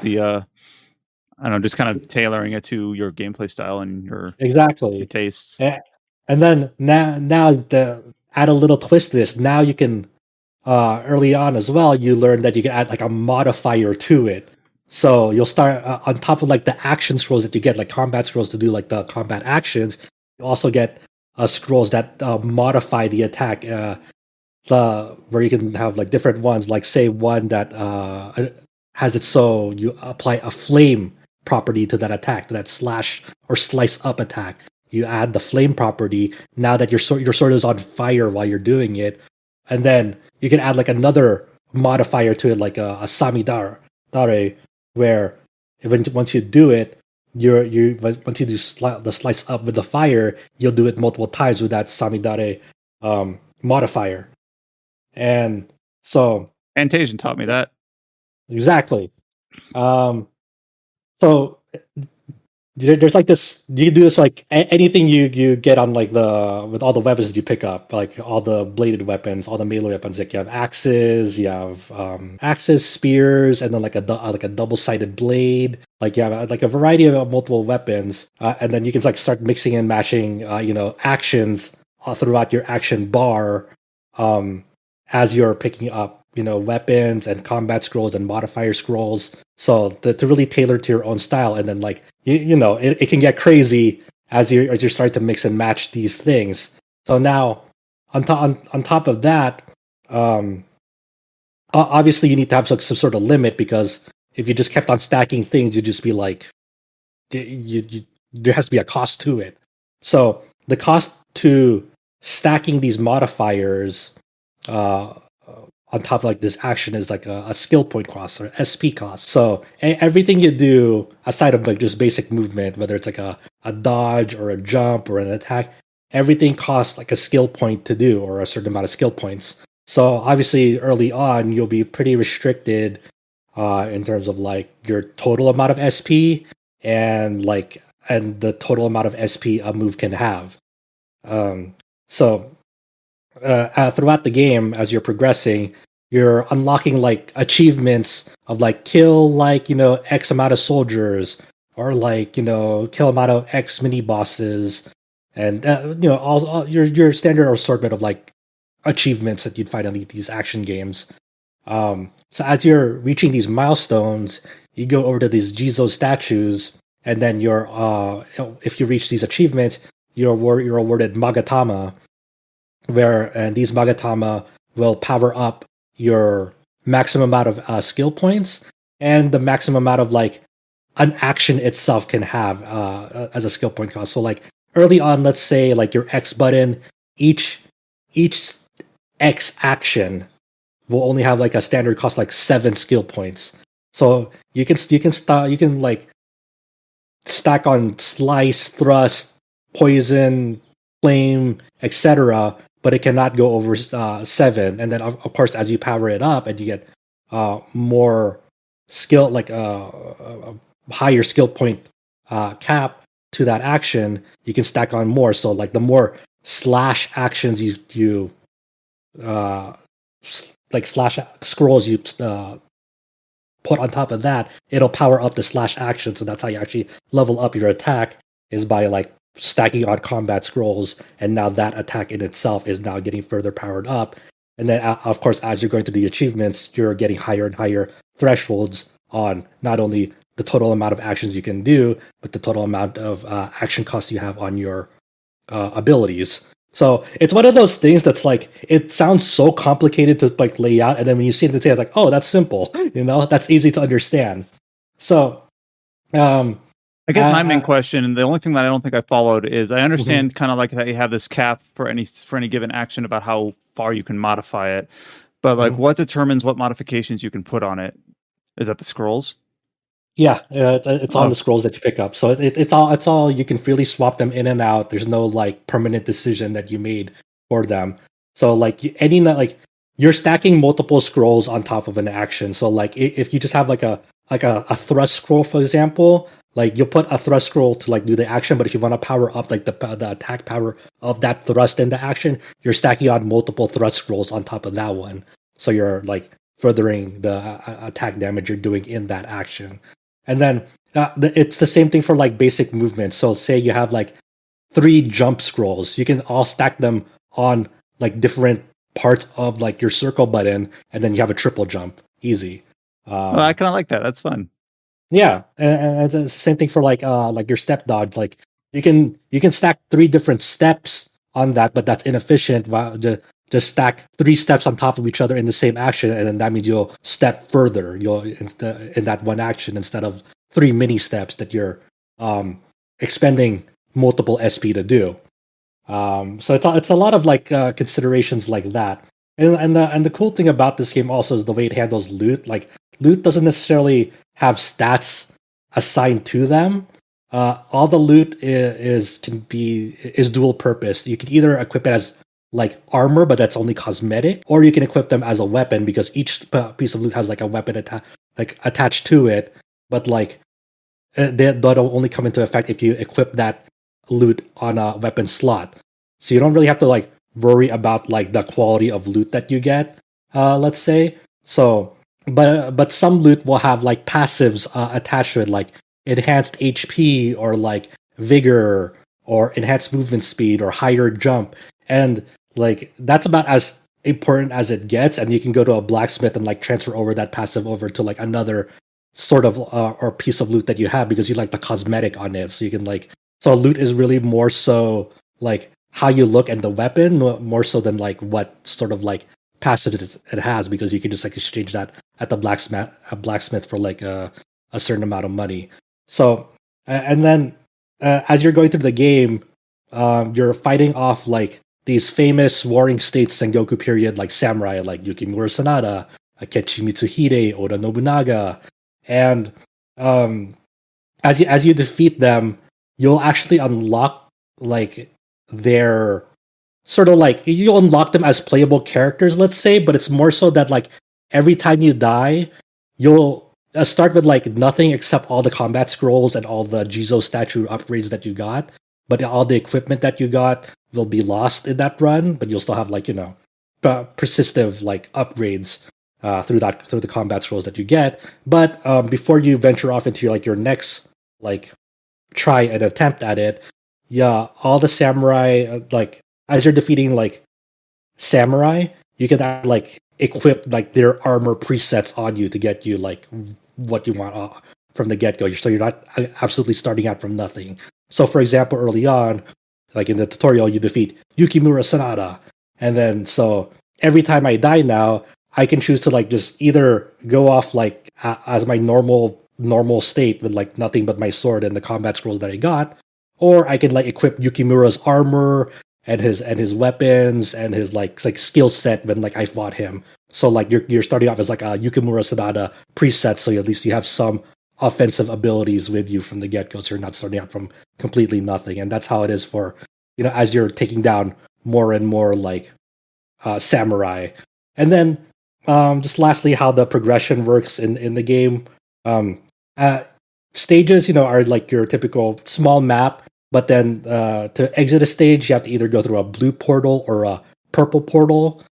Purple portal are the ones that like teleport you to a boss stage that like progresses the game because you have to get through a certain amount of bosses before you assumedly go against face off against Orochi again. So I only got down like 3 bosses so far in this current run that I'm in, but like purple portals are like vertical progression and blue portals are like horizontal progression, meaning that like if you don't feel like you're powerful enough yet to take on like the next boss, you can go through a blue portal and continue to get more combat scrolls, get more equipment, and then like go through these like shrine puzzle stages, and you'll get Magatama that way as well. It's a cute little game, and it's only $10, and for that value, I'd say even give it a try. Like even if you treat it like as a 2-hour demo, if this what I'm saying intrigues you in any way, it's a really really neat little game that caught me by surprise. I just picked it up on a whim because I saw it. I remembered this game from a live stream. And I was like, oh yeah, I wanted to check that game out, and sure enough, I'm really into it right now. So it looks like it is on Steam, Switch, and PS4. So, Okay, cool. I assume you're playing it on Steam? Yeah, I'm playing it on Steam. But if you want to play it on the other platforms, go for it. It's a really really cool game. No, it only released on the 21st. So as we record this just a couple of days ago. So cool that you were able to spot this and sometimes picking up on a whim is where we find those hidden gems. All right, that covers us for the games talk section in terms of what we've been playing. So really cool to have the full cast here to talk about the variety of things that we've been digging into for the last week. We don't have like a major blockbuster headline on the news front this week like we did last week about the Kingdom Hearts 4 announcement and reveal. But we did have a headline for this week that we're going to open up with, which is just unusual and unorthodox. And I'm not sure I've ever seen something quite like this. And that is we're going to start out with a release date announcement for Xenoblade Chronicles 3. This is interesting because Xenoblade Chronicles 3 had already been announced that it would be launching this year in September.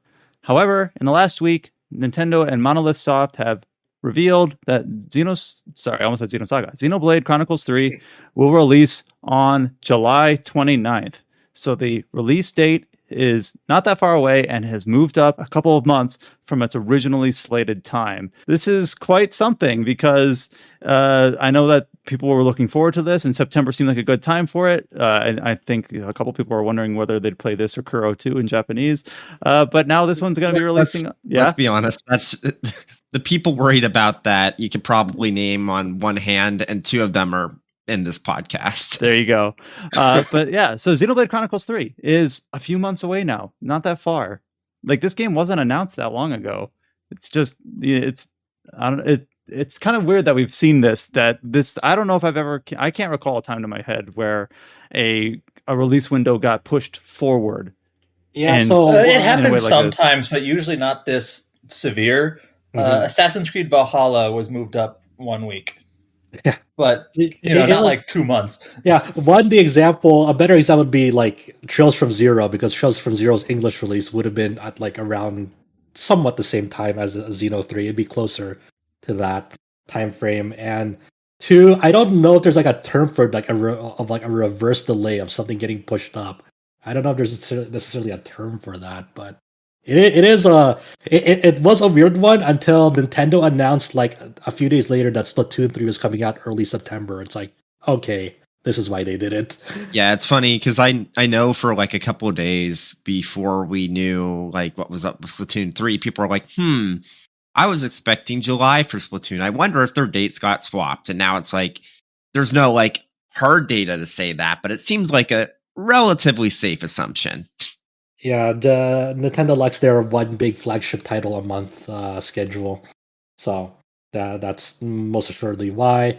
But you know what? I'm okay with this, but I'm only okay with this as long as like the game feels relatively complete. I don't want no nonsense of when September rolls around and Xenoblade 3 gets some big quality of life update patch around September.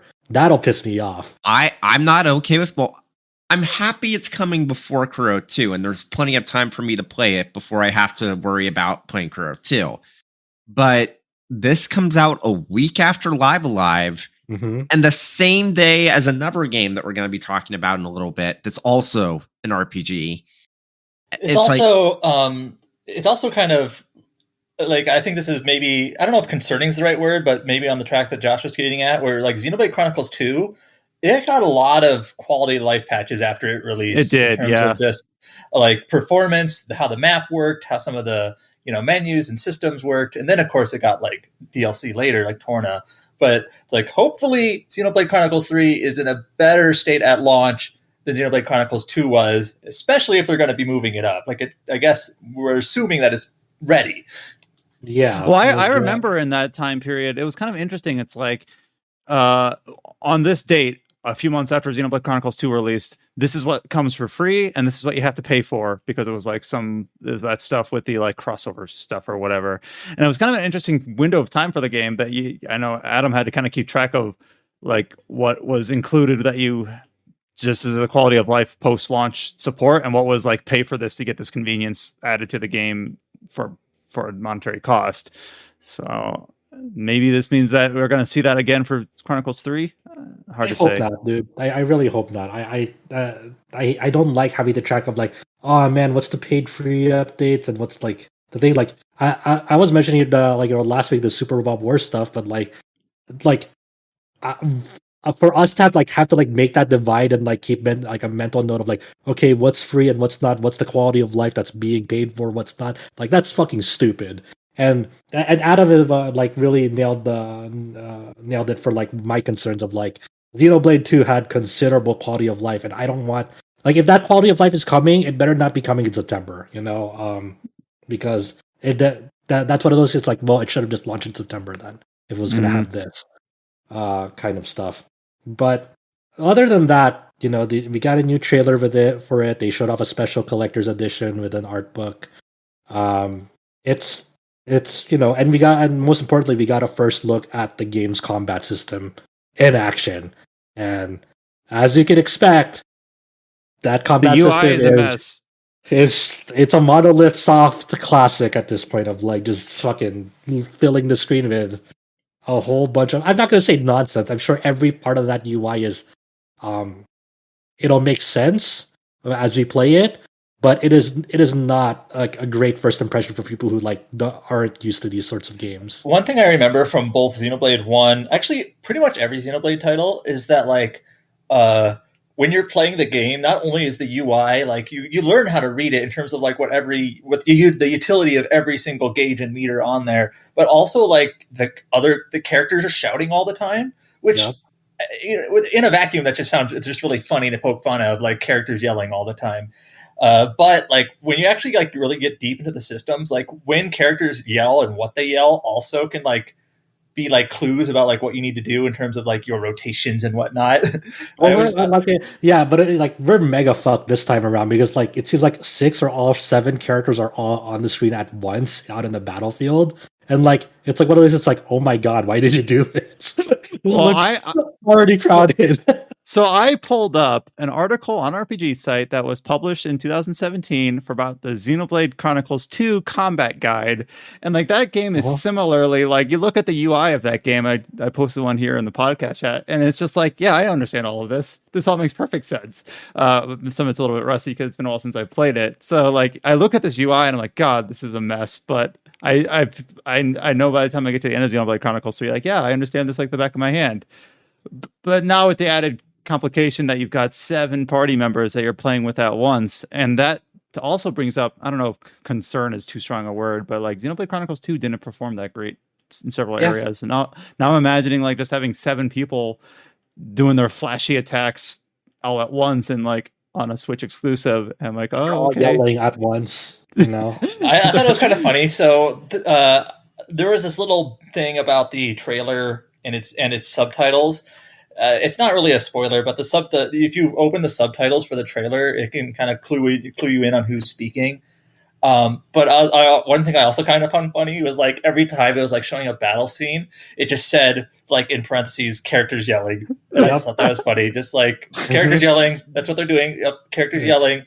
But in terms of the battle system, so like in Xenoblade Chronicles 2, you kind of had 6 characters in battle, but you had only 3 of them doing anything at any time, right? Because the other one was like just like sitting in the back, kind of tethered, right? Remember? Yeah, it was like a driver and a blade. Dynamic. But now the main gimmick, the new gimmick, I don't think we've talked about this yet, is that each characters are paired again.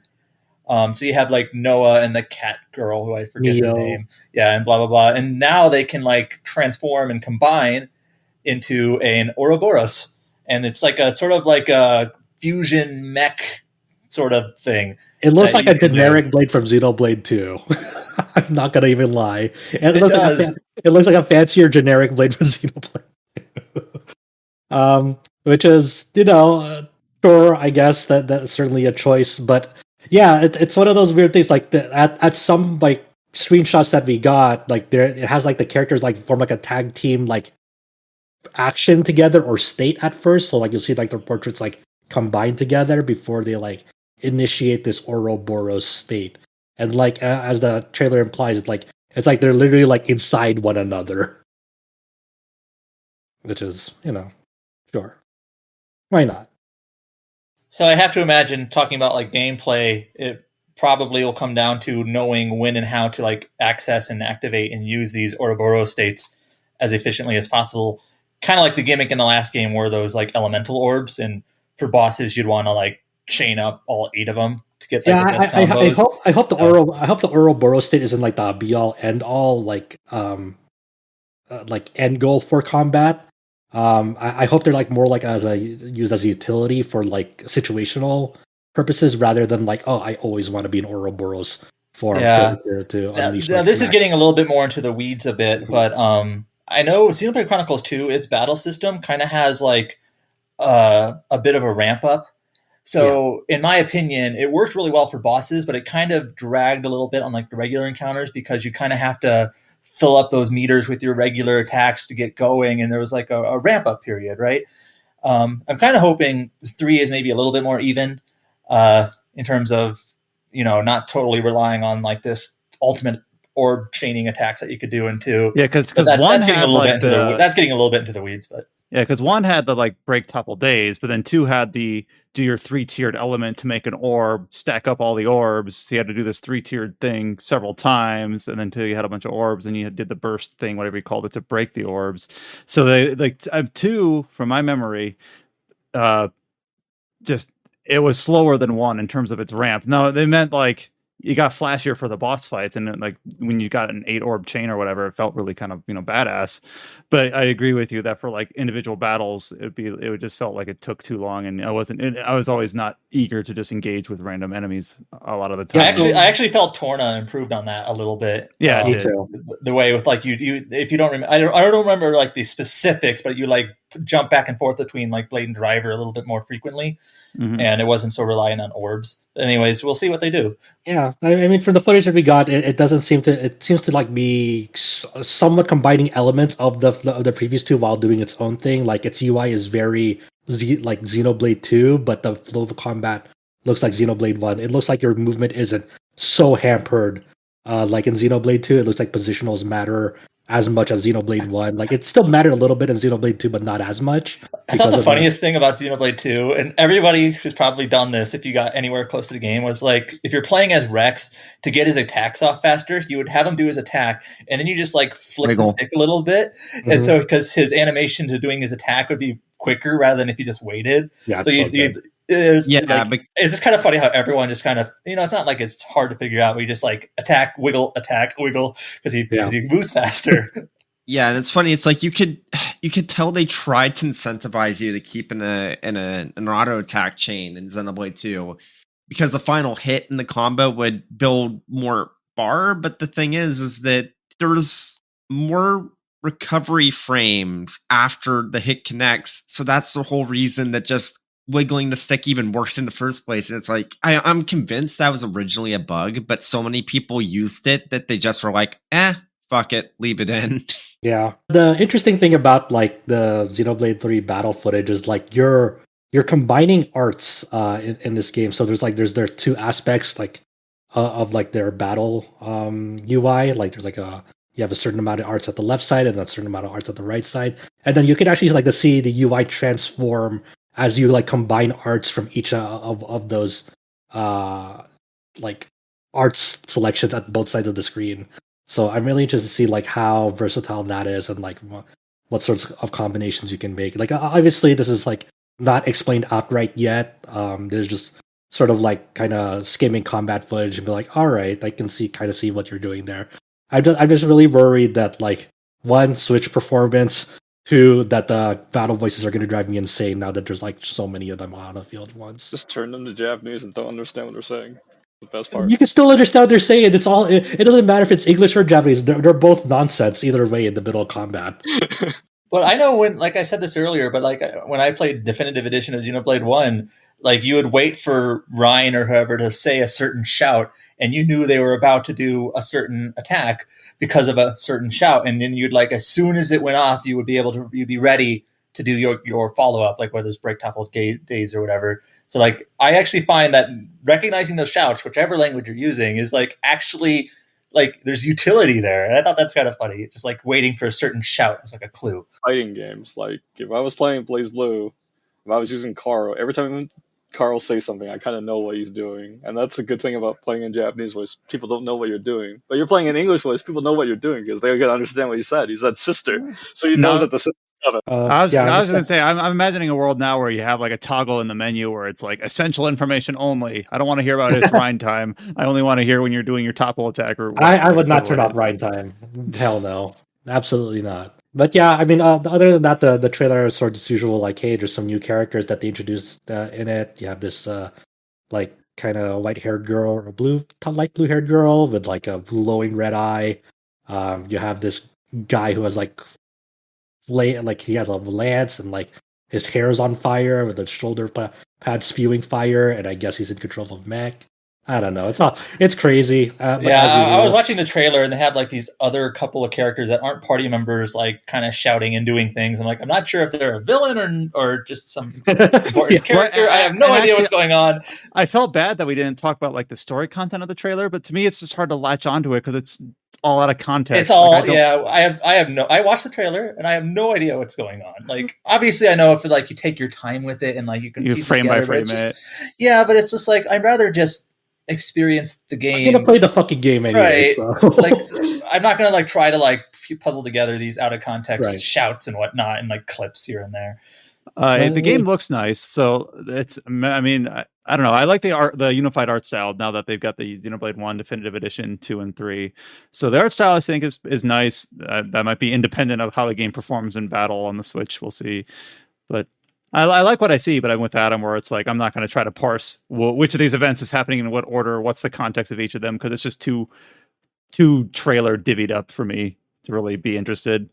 I think the one screenshot that they released that just cracked me up is there's this one screenshot where you have like the main character's like portrait like show up at the other side of the screen. That's like more revealed that it says like tactical bonus. And it's just really funny. That's like, did you really need to have like this dude like show up and take that much of the fucking screen at the right corner? It's just like, what is going on, dude? I'm looking. There's so many numbers on the screen. These combat screenshots are a mess. I mean, I already talked about that, but Jesus Christ. Yeah, and it's like a completion bonus. Attacks during chain attack gain 70% chance to bypass damage. It's like, man, this just reminds me of those like parody UI screenshots that people made on like in the early 2010s. It's like, man. It's like they really just went. They knew. Like, my favorite tweet I saw about the battle UI is, so what's your favorite class? DPS tank woman. It's because the icon looks like the female gender icon. Yeah. Oh, that's kind of. I actually didn't catch that the two Napons like share a character slot. That's fun. Yeah, Riku and Manana. But yeah, I'm excited for this. Josh, can you wait? Can you wait for them to make a joke about how they want to eat Manana like a banana? Oh no, they're gonna do that, aren't they? Yeah. Will the Nopons go meh in this game? Probably, because when playing the Definitive Edition, it's sort of jarring in a way where you play Xenoblade, the original. They don't really say meh like a lot. Like I think Riki might say it once, and then you like go straight into the future connected bonus thing, and then like all of a sudden the Nopon there are saying meh a lot. Like yeah. It's in the English dub. I forget what they do in Japanese. They will probably go meh. All right, so it won't be too long until we're playing this game. Just a few months away, but July is a good time for it. I'm excited. I feel bad. I feel bad for all the people that's like, oh yeah, I'm gonna get my replays or like gonna complete Xenoblade 2 done by September. I still have time, and then Nintendo's like, guess what? I've actually seen a fair number of people saying like, they're interested in this game and they haven't played any of the other ones. Like, can I play this one? And it's like, probably, but there are some characters that are carryovers, so like you don't really need to play 1 before 2. Like there is that big link there, but it's not like it's. I think it's standalone enough, but it's like no. But when they announced this, didn't the original press release say that like it was deliberately linking them together? It was weird. I mean, you don't even need Here's the wording. The wording is explore a new world that will connect the futures of both Xenoblade Chronicles and Xenoblade Chronicles 2. You don't even need to see that though, because like just look at the box art. It's like literally like the 2 Xenoblade box art put together. It's like it's completely overt. It's kind of funny. I mean, it depends for people, right? Like if you want to go into it, and you'll probably find it like a standalone story with like you won't really understand like some of the characters, but if you really don't want to push yourself through too long JRPGs to just understand everything here, like just start with this one. Who cares? You just want to like get like none of these like main main party members are from like the first 2 games, right? Well, they say that 1 and 2 are connected, but some of the like gameplay footage they showed on the Japanese account, I'm not sure if it was on the North American account yet. I'm just gonna post the quote tweet I did because it's like I looked at it, it's like like that area looks kind of familiar in a way. I know, but I mean, like, who cares? For people who don't like, for people who even have to ask, oh man, they have to go through Xenoblade 1 and 2, 3, 4, 3. It's like if you already sound like if that already sounds like a task that you don't want to do, don't fucking do it. Just go into this one fresh, and who cares? It's a little bit different than like Saga, where 3 and literally takes place like just right after 2, and 2 takes place right after 1. So it's like not quite like that. We have to decide, guys. We have to put it on the record. So, independent of Xenoblade 3, if someone wanted to get into the series, would you suggest that they play 1 or 2? Which game do you like 1. better? My vote would be for 1. There's parts of each that I like more than the other. I'd probably just say start with 1 though. I'd say whichever one seems more appealing to you, like from the get go, like when you first like look at battle for like just footage of them in general, whatever appeals to you, because both of them have some really good points, both of them have some really really fucking bad points. So it's like I'm not going to recommend one over the other. I'm going to say, hey, go look at footage for both, and whichever one looks good to you, go with that one. And who cares? I guess I realize now that my question was kind of not carefully worded, because I said which one do you recommend versus which one you like better, which might not be the same answer. Because you might just say I suggest 1 because I think you should play them all or whatever in order. Because like because both of them are so fucking long that like you won't want to play the other one immediately. Hell no. Mm-hmm. So just play that one, and then whenever you feel like playing up the other Xenoblade games, just get to it then. But don't like try to make it like a gauntlet. And both games for me, like very rarely do I get emotionally invested in a lot of RPG stories. I think they're too rote, too unoriginal. But for both Xenoblade 1 and 2, there are parts of that game that actually like tug up my heartstrings, made me feel emotional. Like I almost feel silly saying that, but both these games I really enjoy several aspects of their stories. So I'm excited for that for Xenoblade Chronicles 3. Well, like whenever I tell people like when they play Xenoblade 1, I always have to give it the caveat, like whenever you don't want to do like the side quests anymore, don't fucking do the side quests, because they are exhausting, and trying to 100% that game will drain your soul. I tried to do the side quest in 2, and I was exhausted. I just want to get like both 1 and 2, but 1 especially is like it's really heavy on like the side quest bloat. 2 is a little bit better. They tried to help with the definitive edition with like having them marked, and so like in the definitive edition, you could like what I would recommend is just kind of if you are running along a field and there's like a side quest marker on the way, you could do it, but otherwise, just trying to like go down like a checklist is just it's extremely, extremely tedious. I think there's like 400 quests in that game. Yeah, it's not worth it. And I remember using all the different blades in 2 so I could get their side quests, so you can unlock like what the tiers of their ability maps or whatever you call them. And I don't think it was worth it. I was being completionist at the time, and some of the stories I remember liking, but a lot of them were just kind of like. You know what I don't know. pisses me off now? My friend is going through that game for the first time with all the quality of life stuff, and again, apparently they just shit out items that like let you unlock those upper tiers for free. Now, And apparently they've changed how Ursula's questing works. That was such a slog before. You had to keep sending her on whatever you call those dispatch things where they show back up, and I don't know. I think she's still a slog. I think it might have been lessened, but it's still, you still have to send her on the dispatches. Yeah, I don't know. I only ever played Xenoblade 2 at launch. Maybe I'd feel better about it if I had played it later with all the enhancements and whatnot. Exactly, and that's why I hope that Xenoblade 3 doesn't suffer a similar fate. Because same thing happened to me, James. I was like playing it, and all of a sudden it's these quality of life changes. I'm like, nah. I am less worried about Xenoblade 3 because Xenoblade 2 was a smaller development team. It was like, what, 3 years after Xenoblade Cross? A little bit more, a little bit less, something around that. And then it was like rushed in time for like the first year of the Switch's life. Meanwhile, it's been almost 5 years since Xenoblade 2, and obviously Definitive Edition wasn't a full team. It was a port. Like, there was like obviously enhancements, but it clearly wasn't the bulk of their work. I don't know. I mean, I can understand. Then you got to bring in how much is Monolith helping on Zelda and things like that. Yeah, but the point is that it's been way longer between Xenoblade 2 and 3 than the gap between Xenoblade Cross, which was arguably still the biggest game that Monolith Soft has ever made. I don't know. I'm just not as worried as other people are. I feel like Cross is good. Yeah. I mean, if it was a smaller gap between 2 and 3, I would be more worried about the state of the game at launch. But it's been almost 5 years, and it's like 1 or 2 months. I don't think is gonna make that big of a Xenoblade difference. Chronicles 2 was 5 years ago. Jesus. I don't know. You saw how Kuro got quality of life enhancements like a month after?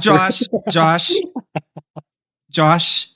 That game came out a year after Hajimari. It doesn't really. It's not the same circumstance. Same thing to me. We'll talk about that when we get closer to release. I'm sure we're going to be into the heavy marketing cycle now. I'm guessing that'll come up a few more times on the podcast before its July release date. And we're excited for that one. And it sounds like a fair number of us here will be playing it. So that'll be an interesting discussion once we have that later in the summer. We have a pair of MMO news articles here that I think are interesting headlines, though I don't know to what extent we will be able to talk about them because I don't know to what extent the cast here has experience with either of these games. I'm going to start with the simpler one first, I think, and that is that the MMORPG TERA will be shutting down on June 30th. All the PC servers, and I believe this has been followed up that all of the console servers as well, because the publishing rights between them are kind of disparate, will be shutting down. So TERA is kind of a game that I felt like has kind of been like one of those under the radar games that has just kind of had its loyal fan base persisting since its release back in like 2011. But unfortunately, it just sounds like it's no longer viable to keep online and will be shutting down in just a couple months. Had a long run. TERA is one of those games. It's like, oh right, that's still going until now.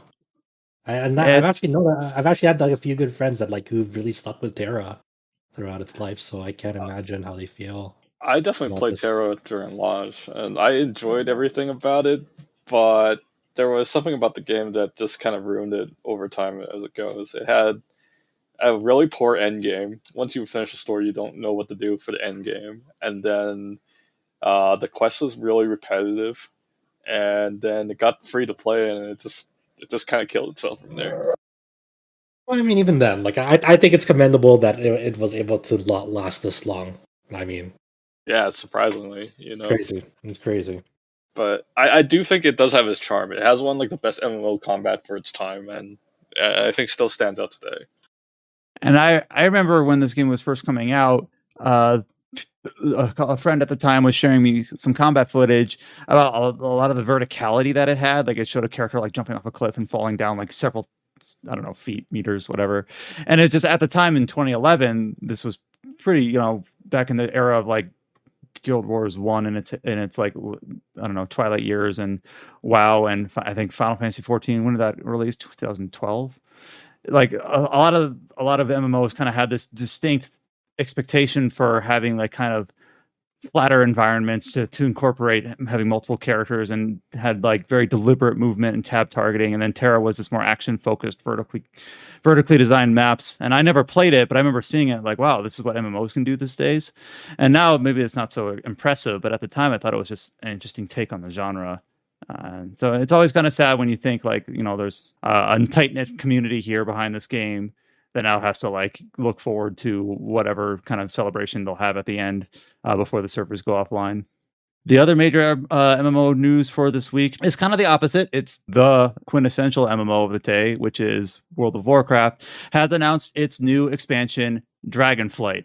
So World of Warcraft, I've never played it. I don't know if Josh or James have. Nope. Like very early in its life. Very early in its life. Yeah, I have never played WoW. Yeah, I did a 1 month trial with WoW very early on that a friend gave me in high school. I think I played it for just like a brief 5 minutes, and I said, "No, this sucks. I'd rather play Ion." I talked to people who have been in and out of like their WoW love. They've mostly fallen off of it now, but most of those people were in it for PvP. So I don't know. My friends still play it, and he said it was a sunk cost fallacy. I collected everything, and I don't want to lose all this. But that's basically his take. So I've never played WoW, and I have two interesting comments here that I want to make as just an outsider. First of all, this talks about increasing the level cap to 70, and I just like, wasn't the level cap like 100? Oh yeah, they did the level squish like back expansion or two ago. So I just think it's just kind of interesting that they squished the levels, and now they're just going back to every expansion is a new 10 levels higher cap. I just found that kind of interesting on its face.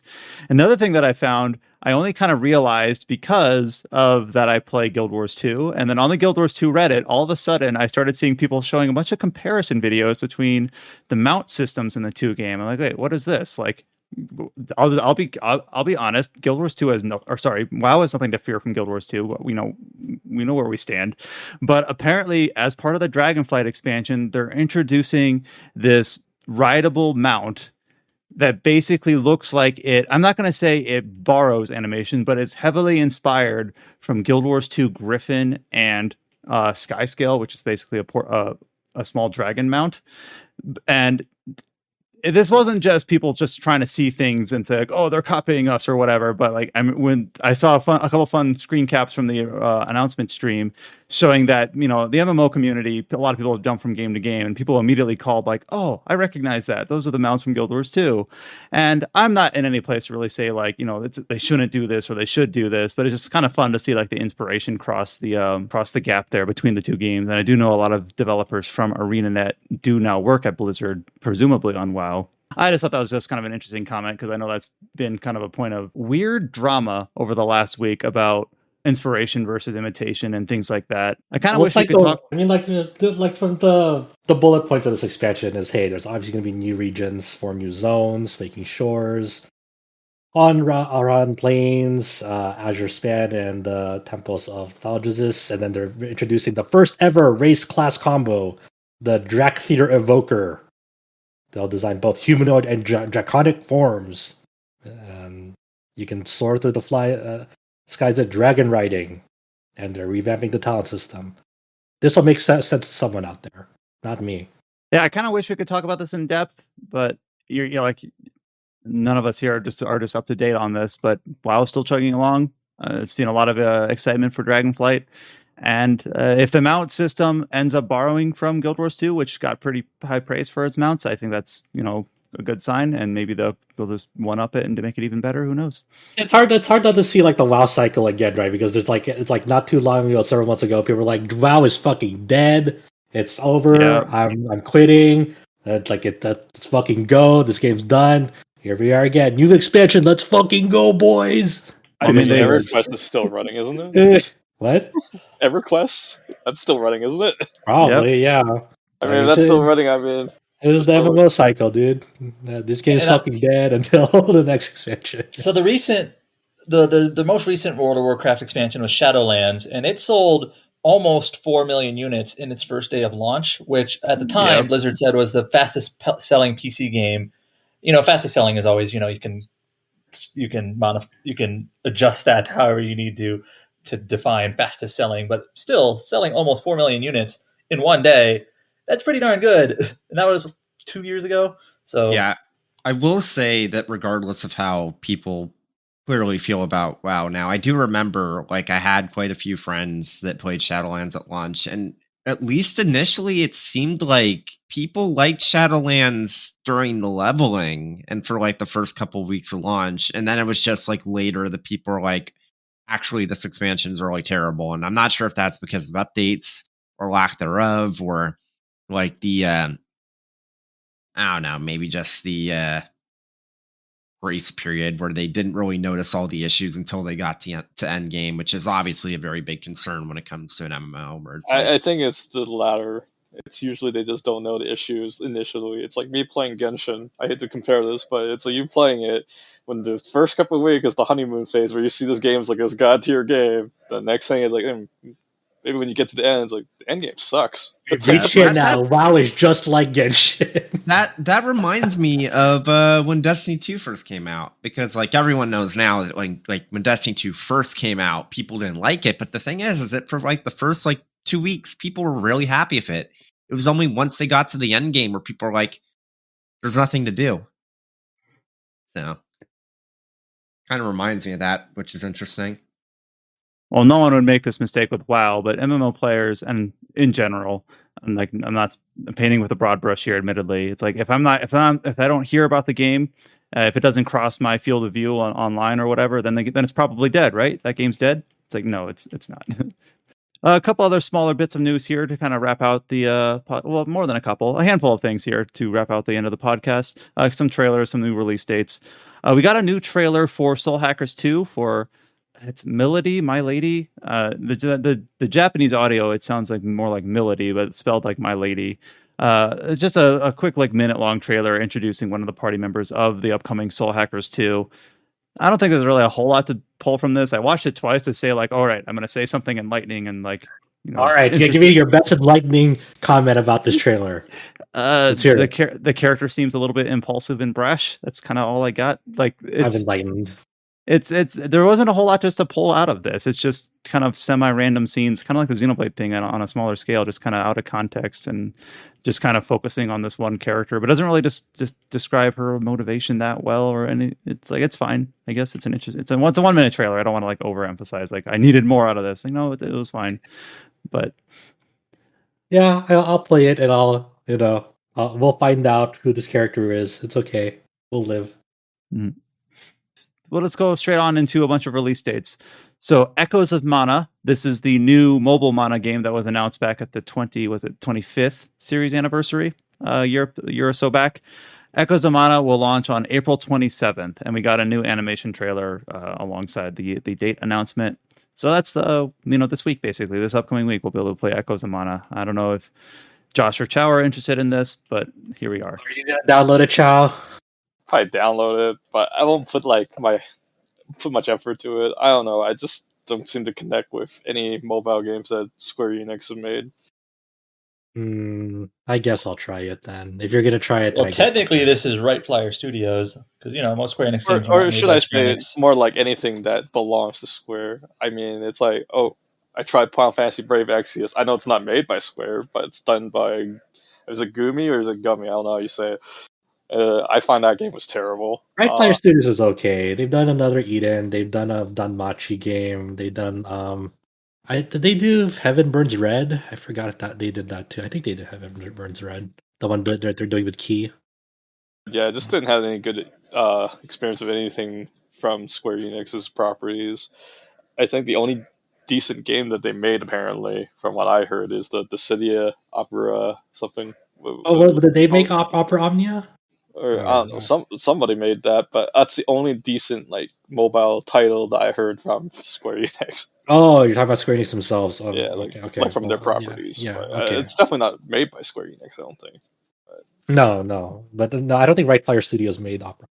I forgot who, but that's the only decent one I heard. Like even like there was the War of the Lions, the Brave Exvius, Brave was it the War of the I Vision? don't know. I mean, like, look, you say whatever's decent. Like obviously, there's a difference between being decent and making money. And making money is Brave Exvius, Record Keeper, War Divisions. So I mean, Yeah, they may be making money, but I don't remember them being fun or decent games. War Divisions could be good if it wasn't like fucking awful to build your character from scratch in it. Oh yeah, Um, how you God, try to get a oh, 6-star unit? dude, you know, a game is like weird if like you draw a character and the first reaction you have is, oh fuck, I drew a new character I want to build. I think there's something fundamentally flawed if that's like your response to it. But yeah, Echoes of Mana. Hopefully, it's cool. I mean, there's been some glimpses of gameplay, but I won't really know how I feel about it until I guess I give it a shot, which is just in a few days.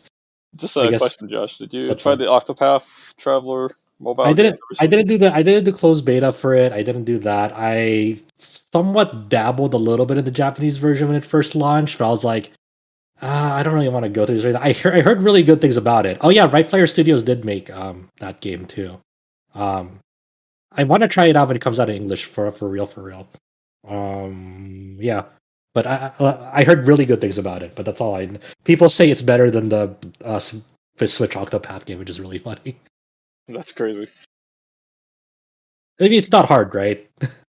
I find it was a decent game. Besides I the plot, mean, yeah. Besides, the a major component of it, it was all right. We got a release date for the Shadowrun trilogy. Now, Adam, you might need to remind me a little bit here. I know this got announced for Switch late last year as part of a Nintendo Direct. No release date, just the announcement of the port.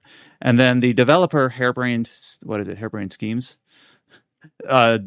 later confirmed that it was going to come to other consoles. And then this announcement is just for the release date for all consoles. Actually, I think when they announced it for Switch, they never confirmed otherwise that it was coming to anything else. Usually, when there's like a Nintendo Direct, like for example, I think Chrono Cross was announced in a Nintendo Direct, and then they immediately get the press Square release Enix after, immediately puts yeah. out a press release saying it's coming out to everything. But I think in this case, the Paradox never did, and so we didn't know for sure that it was coming out to anything else other than Switch until just now. Even though it would have been kind of weird if like a Paradox published game like this was Switch exclusive. So, but I think this is actually our first confirmation that it was coming out to basically all platforms. This trilogy already basically exists on PC. To not bury the lead, its Shadowrun trilogy is arriving on June 21st for PlayStation 5, Xbox, well, basically all consoles, Xbox Series, Xbox One, PlayStation 4, PlayStation 5, and Switch. And probably, yeah. I don't want to, I'll go back to the podcast when this was announced at the Nintendo Direct. It's like, this kind of was a CRPG. They all released around the same time as like the CRPG, like Pillars of Eternity and Divinity Original Sin 1 and 2 in like the mid to late 2010s. And interested in playing them, never got around to them, would like to at some point. Once I do play them, I'll almost certainly play them on PC. But a lot of these games have seen some success with their console renditions and figuring out how to get them to work with that dual analog or controller layout. So we'll have that available in June for whatever console you want. Here's an interesting one for a couple of reasons. So we have mentioned several times on this podcast and on our social channels about the ongoing development seemingly struggles for Digimon Survive. It was originally meant to launch a couple of years ago, and then we kind of get periodic messages from the development team talking about how they just want to make sure it's in as good a place as they can be when it launches, et cetera, et cetera. We finally have a date to attach to Digimon Survive. It will launch on July 29th, which is a day after is it the day? I thought it was the day after. The same day as Xenoblade Chronicles 3, which is kind of fun. Good salute for Digimon Survive. No, I'm just kidding. It's really, really bad timing.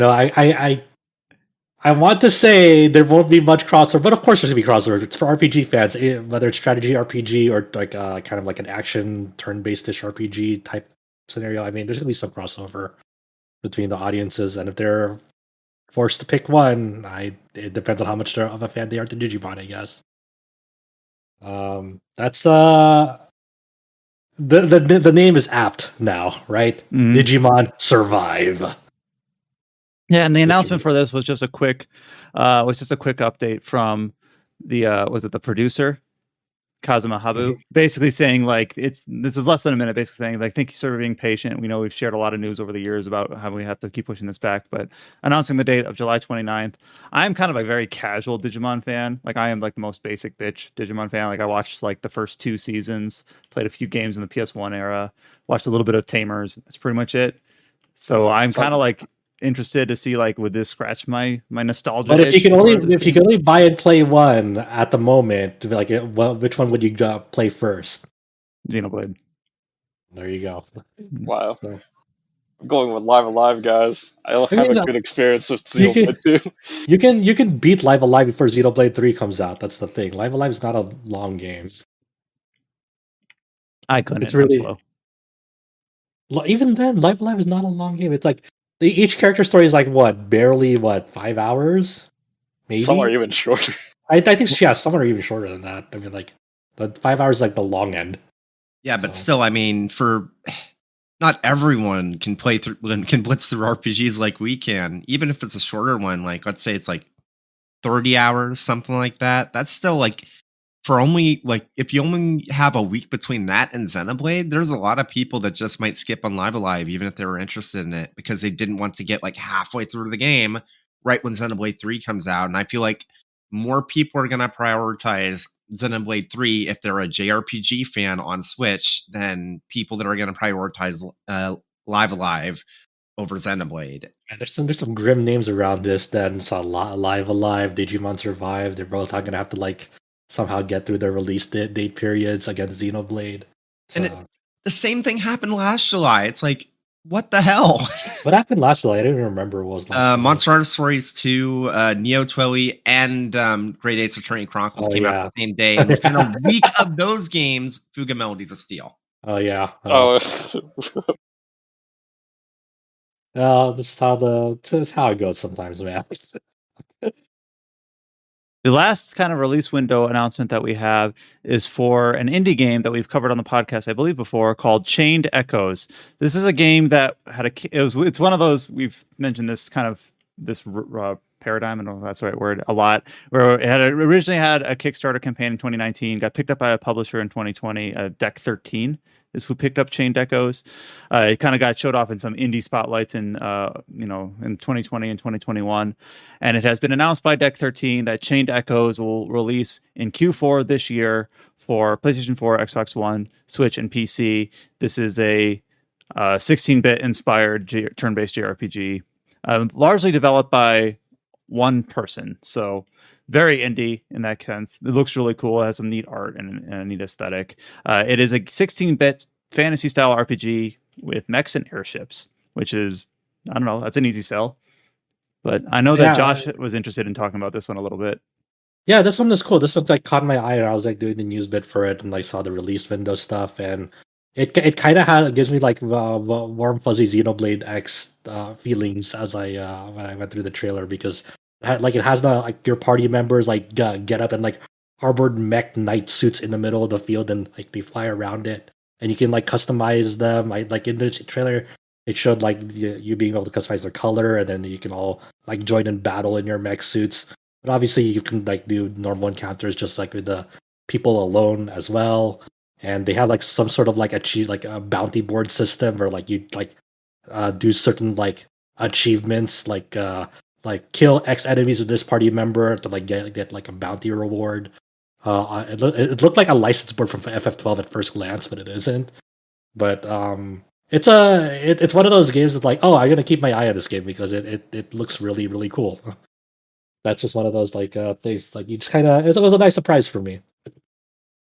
Let's see here. We have a sales update for the year, and that is that this was maybe not surprising, but Shin Megami Tensei V has now officially surpassed the 1 million units sold mark. So late last year, or sorry, in January of this year, it had surpassed 800,000 units, and that noted that that was the best-selling game in the series now, and now it's back to up to the million mark for Shin Megami Tensei V. So call it the Switch effect, call it Atlas, just kind of gaining more, I don't know if notoriety is the right word as a publisher, but Shin Megami Tensei V is the new high watermark for the series. Million, I think, well deserved. Not a perfect game, but I think a really, really good one. Well deserved for Shin Megami Tensei. Yeah, I mean that's crazy. I mean, like the last time was like what 600K for SMT4 back in July 2015. Then like the last time you heard about SMT5 sales was like back in January with 800K. So it was like back in January. Like it's only a matter of time till it reaches a million. And sure enough, that's good. Like growth of the series is always nice to see. Obviously, like you said, not the perfect game, but at least it solidifies that hey, they're gonna be more SMT games probably now that it's like just growing and growing more, and yeah, there's always time to improve on the formula. How well do we think Soul I Hackers understand 2 why will sell? people do this, but people like compare. Some people compare but like Persona 5 sold like 4 million or something like that, right? And it's just like SMT clearly doesn't have like as broad of an appeal. And I'm not saying that's a bad thing. I'm just saying it's a more targeted game for a more targeted audience. Yeah. And being 1 million compared to what it used to be, like 600,000 on the 3DS, like hey, that's a pretty good jump. And Switch exclusive too. Like I know Persona is also an exclusive, but we'll see if that Nvidia leak comes true and it ends up on other platforms like PC. Who knows? I almost forgotten about that. I was gonna say, remember those days when Atlas had that Shin Megami Tensei title in the Persona, so that people could recognize the branding more easily? Yeah, that was in the West. It's kind of funny now. Well, also, I wonder how well Soul Hackers is going to do. Like, is it going to capture? I know, obviously, the big Atlas fans are going to get it no matter what, but we'll see if it can like break through like Persona does, or if it's more like on the SMT level. I don't know. It's obviously on more platforms, so that'll help. My take is it's going to be more popular than SMT. I don't think so. I don't think so. I put that bet. I hope I'm wrong, but I would be shocked if it sells more than 1,000 copies on Xbox. Damn. I mean, he's not wrong. But I'm putting that bet that Soul Hacker is going to be more popular than SMT. I don't know. I have no idea because Soul Hackers is even like somewhat more niche than SMT. I know it is more niche at this point, but I feel like this new modern vibe to it seems to catch more of the current audience over. Like you think the Persona fans like this is our next Persona, guys. Yes, they should have done what they did in the early 2000s. They just called it Persona Soul Hackers. Oh god. Oh no. That would have destroyed me. But I'm not sure. It's hard to say. I cannot predict how a sequel to a 25-year-old game how it will do. I'm guessing the first sales milestone for Soul Hackers 2 will be the 500,000 mark in early 2023. Okay. All right. I can't predict the future that well. Fuck, I don't even know. I have no idea. The only thing I care about is like, oh, cool, my old game is getting a sequel. That's all my lizard brain can take.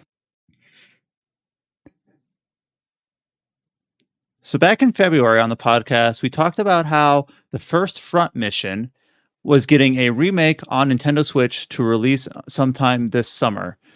Well, now we've got the announcement of a new Front Mission game called Front Mission Borderscape for mobile devices. So I didn't hear about this until Josh brought it up right before the podcast.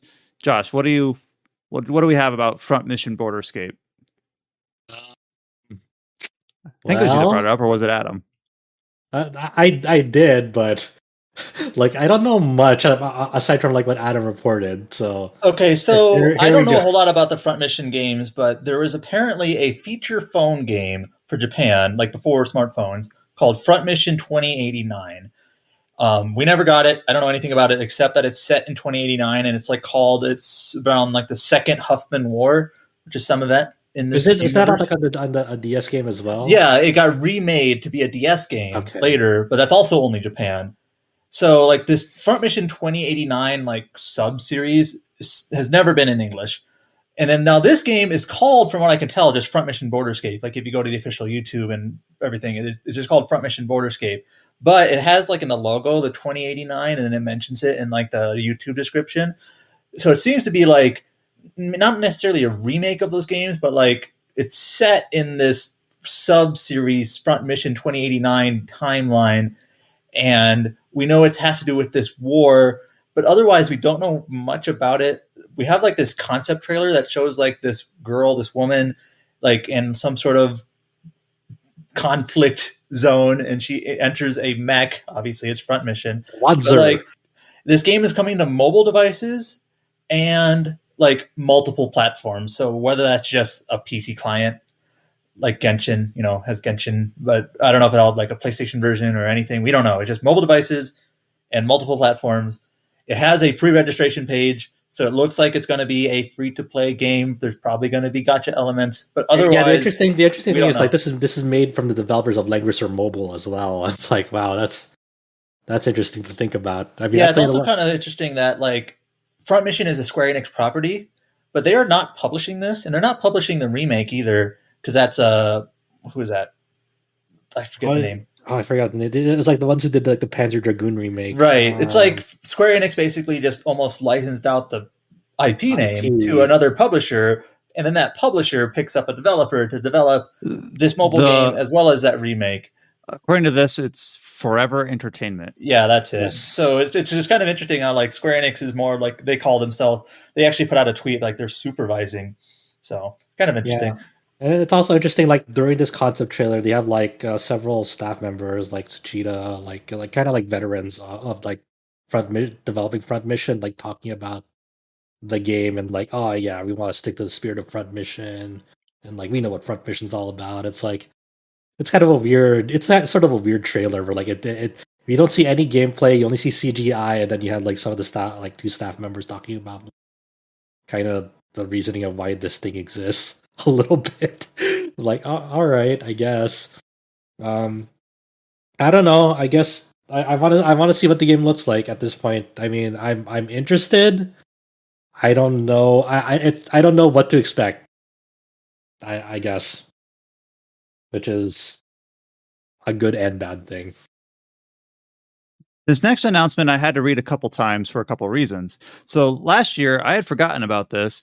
But MiHoYo, the developers behind Genshin Impact, announced Honkai Star Rail, which is a turn-based RPG for PC and mobile devices that will be in English, Japanese, Korean, and Chinese. And today they announced a character trailer for the upcoming Honkai Star Rail.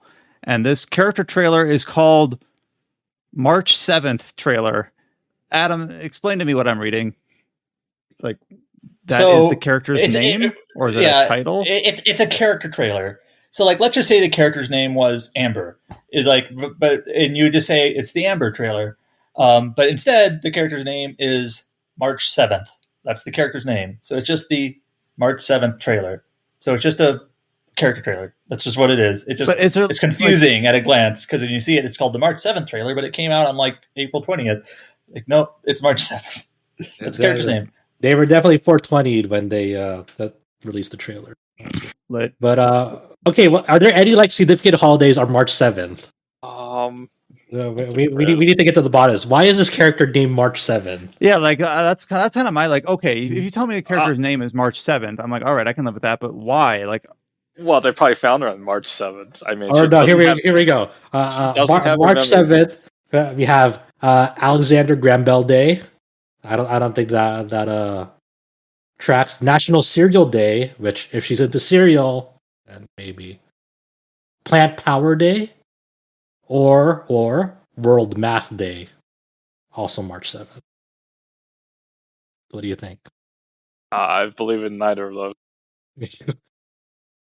But I'm like, is it because these characters are like identified by the day they were created? Like now I'm like curious, like the premise of this game, because I've seen a little bit of the gameplay. Do we know any other character names in this game besides March 7th? We do. The website has some, but they're not. She's the only one that has a date as a name.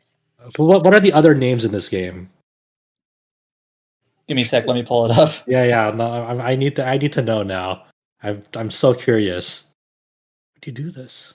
Oh, here. So I've gone to the Honkai Star Rail Facebook page. Okay. On April 21st, it's like character March 7th. Why is my name March 7th, you ask? Well, it's to commemorate the day I woke up on the Express. Who I am, where I'm from, my name, everything else was erased from my memory. So Well, there you okay, go. so this She was- isn't something that's like permeating through the whole game. It's something specific to this character. I guess she has no That's- memory, and therefore she can only know the day that her memory started, which was March 7th. So there you go. That's deep. Holy Thank you. shit. Yeah, the Thank other you. the other characters on the website are named Himeko, Welt, and Dan Heng. I did say it's probably the day that she was found. I'm like, okay.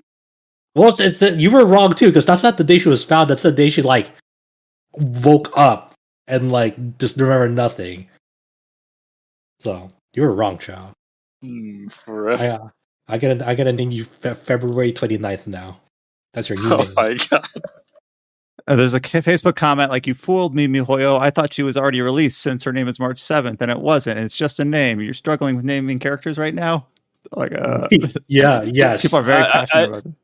I also think she's When the you don't know what protagonist. to call your character, so you just put up a calendar and throw a dart, and it's like, okay, March 7th. Here we go. I mean, that'd be sick. Actually, I'd play an RPG. I do with have all a characters. friend that's. I do have a best friend that's born on March 7th. So Dang, do they feel like the luckiest person ever now? maybe I should talk to him. Yeah, Ask it's him like, about it. they're like, Have you yeah, ever I've heard of already- March 7th? yeah, they're like, I'm already saving thousands to pull March 7th from this gacha game.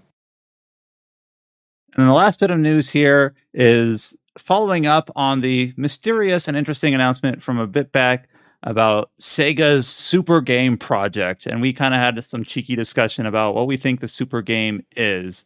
Well, we kind of can glean some details of what the Super Game might be, and it might not be a single game at all. So a report originally coming out of Bloomberg is that apparently Sega is developing some big budget remasters, remakes, re-envisionings of the Crazy Taxi and Jet Set Radio in a form of a reboot. And this is part of their Super Game initiative. So Super Game might actually refer to several games, and they might refer to remakes of existing Sega IPs, which to me is not that interesting. People kind of already inferred that Super Game might mean more than one game, but we still didn't know like what it was exactly. I think there's a Sega company. Oh shoot, I'm gonna get their name wrong. Based in England, that's doing like a shooter game, and people are like wondering, does that fall into the Super Game category? Like, what actually falls into this like category? Yeah, I'm trying to remember the name now. I do remember what you're talking about. But it's like I'm trying to remember what were the core tenets of like what they consider a super game. Like it was all very basic. Like it was very basically like a triple A IP that can like basically like produce profit under its own like in its own product essentially. I'm trying to remember how they classified a super game and The studio I was thinking of was Creative Assembly. They're like making some AAA shooter type game that like we think kind of falls into this category, but we're not. But now we know that it seems like these sort of remake initiatives also fall into this category with Jet Set Radio and whatnot. So we like a lot of people inferred, and maybe Sega said this directly, that they're looking to compete with Fortnite. They want to kind of create this IP that is like almost self-sustaining, can be enjoyed in multiple different consoles or formats or whatever. To me, it's like, all right, that's kind of interesting. We'll see what they do. What sort of creative ideas will come out of this. And then you're telling me we're rebooting Jet Set Radio. I'm like, okay, like what about that makes it a super game? I don't know. That just seems like par for the course to me. Like that's what everyone, all these IP holders just reboot their stuff. Like, I don't know. To me, I read this headline about this most new detail about this initiative, and it makes it seem far less interesting to me that it's just reboots of existing IPs. I don't know. Yeah, maybe it's because I've never played Jet Set Radio and I don't have like one of the any sort of old nostalgia for it. slides that I pulled off of like a Sega Sammy strategic portfolio is like when they describe the creation of Super Game, it's like that like these are like titles which could be expanded globally, so they have high growth potential. I don't And then- see Crazy Taxi. I guess something- they do say utilization of past IPs, but I guess I thought this meant more like whatever they form, you'd have like crossovers or gear, like you know how Fortnite incorporates every media IP under the sun, something like that, only for Sega IPs. I guess I don't know, but now it's just like this includes reboots.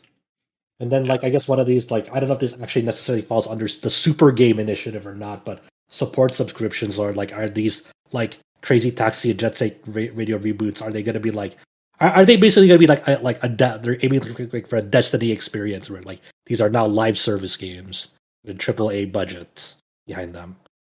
I say it's probably that because they're just That- trying to find their. They've been chasing gimmicks and fads right now, so you know. I don't think it was going to be successful though. Yeah, I think this whole super game thing, if this is what they're gonna try to like, this is like a glimpse behind like what they think as the super game should be. I don't know. I don't know if Crazy Taxi and Jet Set Radio have like the global appeal to like reach that level. They're certainly fun back in the day. I Not don't to know if mention, but I don't know they're like live service like appeal of it though. yeah, not to mention, like looking at that graph you posted, it's like they were expecting PSO2 to grow. Instead, it's absolutely cratered. So Yeah, yeah. I heard New Genesis is just not working out for them like at the moment. Well, it has no content. If they had content, or Well, I mean, it's For still you. getting content. Like Brian has been a soldier and going through the content. well, at its release launch state, it needed more content before it released. So It's kind of here's the 60-second New Genesis update. Okay. They introduced a new dungeon that actually has an interesting idea called the Geometric Pyramid. It's kind of like this dungeon that changes. It has like sort of like random objectives and like bonuses, and you can like challenge it by making it so that like enemies do more damage or have more HP, or you can use less healing items. The concept itself is fine, but they kind of hamstrung it because it doesn't have matchmaking of any sort. So you have to have like a preformed party before you go in, and which to me just completely hinders its, if you haven't been playing the game, you're interested in this, and you don't have like a guild or an alliance or whatever it's called, you're probably not going to experience this because it has no matchmaking. So there, my 60-second update. Friends. Interesting idea that they had that they just kind of hamstrung because they didn't incorporate it in a smart way, in my opinion. There you go. This is why New Genesis is not a super game. Yep. Are you going to play the Jet Set Radio reboot? These things need to like exist first, I guess. Yeah. Based on nothing but an idea. Those on absolutely nothing. Are you gonna play like yeah, maybe, sure. If they exist, maybe I'll give them a try, depending on if like they don't look like dog shit. That's pretty good. Are you gonna play them like But let's be serious here. Would anybody care about Crazy Taxi reboot? I mean, the original game was just kind of like a 2-minute fad. You just pay. What does a big budget Crazy Taxi look like? How do you make AAA Crazy Taxi? It'll have a story. It'll be like Kiyu's Taxi Days. Okay, that'd be sick. Actually, all right, I'm in. Let's go. I am now in favor of super game, and this Crazy Taxi is just Yakuza 5 Kiryu Taxi. Pre-order Crazy Taxi reboot to get the You're gonna do that. Skin. You're definitely gonna fucking have a fucking driver skin thing. Oh my god, what this could be Kiryu? Like how they did in Super Monkey Ball. Oh fuck, you're right. If that was legit. I'm all also. Oh damn it, child! Don't give them more. Don't give them any more. All jokes aside, I think Crazy Taxi could work as a battle royale where you just all get dropped into an open world and you have to like keep going with your fares as much as you can, and you can ram into other players to try and like get them off course. Ooh, that'd be sick. That'd be interesting. Yeah, and then like the upgrade you get along the way is like parts for your taxi to like get like better like ramming or whatever. If you're a Sega rep, you didn't hear anything. All right, don't steal our ideas. We're gonna copyright patent them right now. And that's the last headline that we had for this week. So kind of a fun, interesting week, a variety of different news topics. I'm glad we were able to spend a decent amount of time talking about James's write-up for the Final Fantasy XIV remake. Also, do go ahead and give a look at the Fire Emblem Awakening retrospective, almost of sorts, that Nathan put up, as well as all the other announcements and news posts and release dates that are up on the site. As always, whenever we have a podcast that has a handful of release dates, do know that Adam always does a stupendous job keeping a RPG yearly calendar of release dates up to date. And I'm always so surprised when I say like nothing's changed, right? And it'll always say like last updated literally within like 2 days. Adam is on top of that. So just Google RPGs of 2022 and you'll probably find it, as well as all the other news that's up on the site. You can also find RPG site on all the social media platforms. We are on Facebook, Twitter, YouTube, and Instagram. And you can join our Discord by typing in discord.gg/RPG site. or selecting the Discord icon link at the top of our homepage at rpgsite.net. As always, thanks for listening, and you'll hear from us next week. Until then, stay safe, take care, and we'll talk to you later.